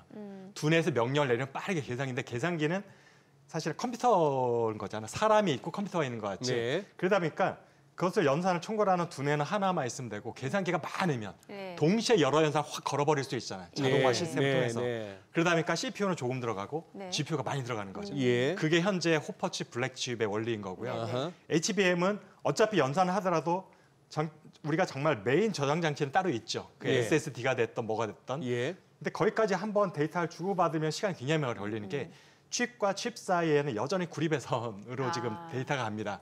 굉장히 느린 거예요. 병목 현상이 여기서 발생하니까 그러니까 가급적 그러니까 메인 칩과 우리 메모리 사이를 적게 데이터가 왔다 갔으면 좋겠다. 웬만한 것들은 그냥 메모리 내에서 해결을 해라라는 이제 쪽으로 가고 있는 거고요. 그렇게 해서 아직 그 완전한 역할을 할 수 있는 건 이제 PIM 정도가 돼야 할 수 있는데 HBM으로 하게 되면은 예전에는 하나의 두뇌가 GPU 하나가 한 열 몇 개의 메모리하고 교신을 해야 했어요. 예. 근데 HBM 하나로 쫙 쏴버리니까 네. 훨씬 적은 수의 메모리하고 교신하면 되는 거죠. 네네. 그러면서 퍼포먼스 확 높이는 거. 그게 HBM의 등장의 역할인 네. 것들이고 그래서 이런 역할을 하게 되는 건데 여전히도 지금 이제 CPU가 필요하지만 이 GPU의 역할을 할 수 있는 거는 반드시 GPU만 하는 게 아니라 NPU라는 것도 할 수 있고 여전히 비싸고 효율성이 떨어지만 CPU만으로 구성을 할 수도 있습니다. 네네. 그렇게 되면은 두뇌가 몽땅 다 해버리겠다는 거죠. 계산기 말고 천재가 암산을 해버리겠다. 예. 그게 예, 이제 CPU인데 예. 현재 AI에서 수요자들의 필요로 하는 AI의 수준은 그 정도 수준이 아니기 때문에 네. 성능이 떨어지지만 그냥 단순한 계산 주판이 많으면 되는 수준인 거예요. 고성능 컴퓨터로 한두 사람이 작업하는 수준까지는 아직 AI의 수준이 가지 못했어요. 그러니까 소프트웨어 알고리즘의 네, 수준이. 네. 그러다 보니까 GPU가 현재로서 득세를 하는 거예요. 그냥 단순한 연산만 할 수 있는 단순 계산기나 주판이지만 이걸 100만 개 깔아버리면 굉장히 CPU보다 빠르다라는 것들이고요. 근데 NPU라는 거는 약간 CPU의 역할도 할 수 있고 GPU의 역할도 할 수 있는 것. 이거는 프로세서의 일종이라고 보시면 되는데 이제 삼성전자 같은 경우에는 이제 GPU보다는 NPU 쪽의 개발을 이미 오래전부터 해오고 있었고 어떻게 보면 지금 NPU라는 건 뉴럴모픽 세미컨덕터인데 그쪽에 현재 양산 이미 하고 있는 업체는 보면 구글이에요. 구글 제미나이는 이제 텐서 CPU라고 하는데 그게 NPU의 일종이어서 이미 NPU에 상용화돼서 삼성 AI 폰에 들어가는 게 구글 제미나이거든요. 네. 그러니까 삼성 폰에 들어가 있는 AI는 결국에는 NPU 방식을 이미 쓰고 있는 거죠. GPU 방식이 아니라. 네네. 근데 오픈 AI는 GPU 방식의 엔비디아 칩을 쓰고 있는 것이고 그래서 지금 엔비디아 의존도를 낮추겠다는 게 전반적인 흐름인 거예요. 최종 그 빅테크 기업들의 원하는 방향들이. 그러다 보니까 NPU 쪽에 이제 개발이 되고 있는 것에 대해서 관심을 많이 갖고 있는 거고 구글은 자체 칩을 개발한 상황이고요. 그래서 이런 맥락에서 NPU의 역할은 구글을 대체할 수 있는 거다. 네. CPU가 들어가게 하지만 물량으로 보면 GPU가 훨씬 크니까 네. 그 부분을 NPU가 대체 일부가 하게 되면은 NPU 시장이 커질 수 있는 여력이 있다. 그런데 아직까지도 NPU가 사실은 양산에서 하기에는 조금 완성도가 좀 떨어지고 개발이 좀 더 돼야 된다는 게 연구하는 아카데믹계 교수님들 전반적인 의견입니다. 나오셨으니까 딥시크 좀 여쭤봐야 될 것 같은데 어떻게 딥시크 현상을 어떻게 보셨나요? 이게 뭐 엔비디아 독주 시대 끝났다 이런 얘기도 나오고 있고 아니면 이게 전또 보급형 프리미엄 이렇게 좀 나눠서도 생각해 볼 수 있는 거 아닌가라는 생각도 들고요. 딥시크에 대한 반응은 극과 극인 것 같습니다. 극과 극. 쇼킹한 게 등장했다. 예. 아 저거 그냥 잠깐 반짝이다. 아. 그렇죠. 우리가 신문 예, 기사를 예, 봐도 예. 방송의 전문가들 의견도 조금 많이 갈릴 수밖에 네네. 없는 게 네. 이게 사실은 이제 갈릴 수밖에 없는 게 지난주에 딥시크가 발표됐다는 얘기는 어떻게 보면은 이제 그 2주 전에 있었던 삼성전자 갤럭시 S25의 언팩 행사를 네. 한 정도잖아요. 그렇죠. 예. 언팩을 했다고 예. 해서 이게 정말 이 시장 판도를 바꿀 만한 게 될 건지 네. 이게 얼마만큼 많이 팔릴지를 현재 예. 예상할 수는 없어요. 예. 단지 초기의 모델에서 얘가 제공할 수 있는 서비스의 종류나 하드웨어 스펙을 보고 괜찮은데 정도 판단이 나오는 건데 아직 딥시크는 그 정도만 가지고 이제 반응을 했다라고 보시면 되는데 네. 근데 전문가들이 지금 계속 그거를 검증을 하고 있습니다. 왜냐하면 지금 추론 과정을 다 오픈을 해버렸기 때문에 예, 예. 그 추론 과정대로 다른 사람도 정말 비슷한 하드웨어를 구축하면 할 수 있는지 아니면 안 나오는데 제가 뭔가 속이고 한 건지에 대해서 네. 전문가들이 이거 돌려보면서 그거를 지금 분석을 하고 있는 단계인데 예. 그래서 그 시간이 좀 더 지나면 좀 더 구체적으로 딥시크의 퍼포먼스에 대한 평가가 나올 거라 생각이 되고 있는데 근데 이제 당일날 다음날 미국 빅테크들의 반응, 백악관의 반응을 예. 봤을 때 보통 미국이 쉽게 호들갑 떨지는 않아요. 특히 그렇죠. 중국에서 예, 뭔가 예, 나왔다고 했을 예, 때는 예. 평가 절하하는 측면이 강하죠. 예. 근데 전반적으로 미국 빅테크 기업에서 나왔던 세 가지 반응을 제가 요약을 하면 세 가지로 나온다. 네. 하나는 굉장히 싸다고 했는데 뭐 18분의 1 가격이라고 했는데 너네 무슨 뭐 R&D 비용 뺐고 뭐도 뺐고 그다음에 얘네들 학습 과정에서 했었던 그 AI 데이터 센터 그 임대 비용 다 뺐고 뭐 이런 거 아니냐. 우리도 다 빼면 훨씬 싸다. 그래서 가격에 대해서 딴지를 하나 걸었고요. 근데 너네 그 오픈 AI 쪽에 우리가 증류라는 반도체 학습 과정이 그 기술이 있어요. 네. 오픈 AI 데이터를 증류 과정을 증류 기술을 써가지고 어마어마한 데이터를 추출해가지고 쓴 거면은 일종의 도둑질 아니냐. 아하. 반응인데 사실은 그거는 합법적인 AI 학습 기술 중에 하나인 거긴 하고요. 또 하나는 중국이라는 특수성을 말하면서 너네 정보, 개인 정보가 굉장히 누수하게 개발하고 있기 때문에 무작위로 고객의 동의 받지 않고 무슨 네. 알리바바나 뭐 텐센트에서 고객 개인 정보를 확 가져다가 지금 했으니까 학습이 빠르게 이루어진 거 아니야? 그래서 싸게 된 거 아니냐? 세 가지로서 지금 반발을 하고 있는 반발이라고 해야 되나 딴지를 거는 건데 네. 근데 제가 그걸 보면서 다 일리가 있습니다. 중국이라는 특수성을 감안하면 네. 충분히 가능성이 있는데 근데 제가 기대했던 얘기는 없어요. 딥시크의 퍼포먼스가 엉터리다라는 얘기는 어느 누구도 얘기를 안 했어요. 아하. 그게 퍼포먼스가 포인트네요. 심지어는 백악관에서도 재미있다. 예. 이렇게 되면은 그러니까 미국의 입장에서 미국 기업들의 굉장히 비싸게 서비스하고 있는 것들 다 너네도 싸게 할 수 있는 비싸게 폭리 취한 거 아니냐. 아쉬운데 그 얘기를 저희가 다음에 좀 모셔서 더 들어봐야 될 것 같습니다. 저희가 또 생방송이다 보니까 그러니까. 아쉽네요. 네, 오늘 내용 여기서 여기까지. 끊어기가 저도 굉장히 애매하지만 더 재미있는 건에서 우리가 다음 기대치를 높여준 것 같습니다. 네, 오늘 예. 내용 잘 들었습니다. 고맙습니다. 네, 감사합니다. 오늘 시장 좋네요. 코스피 2,510선까지 회복이 됐고 또 외국인 선물에서 좀 많이 사네요. 예, 모처럼 데일리 차트에서 양봉이 나올 수 있나 한번 기대해 봅니다. 네, 저희 방송 중에 전해드린 내용과 관련해서 모든 투자 판단의 책임은 투자자분들께 있다는 점 알려드립니다. 네, 세상의 모든 돈 되는 정보 재테크 노하우 머니쇼. 오늘은 여기서 인사드리겠습니다. 여러분의 모든 경제 SBS 비즈가 함께하겠습니다. 저희는 내일 오전 8시에 찾아뵙겠습니다. 고맙습니다.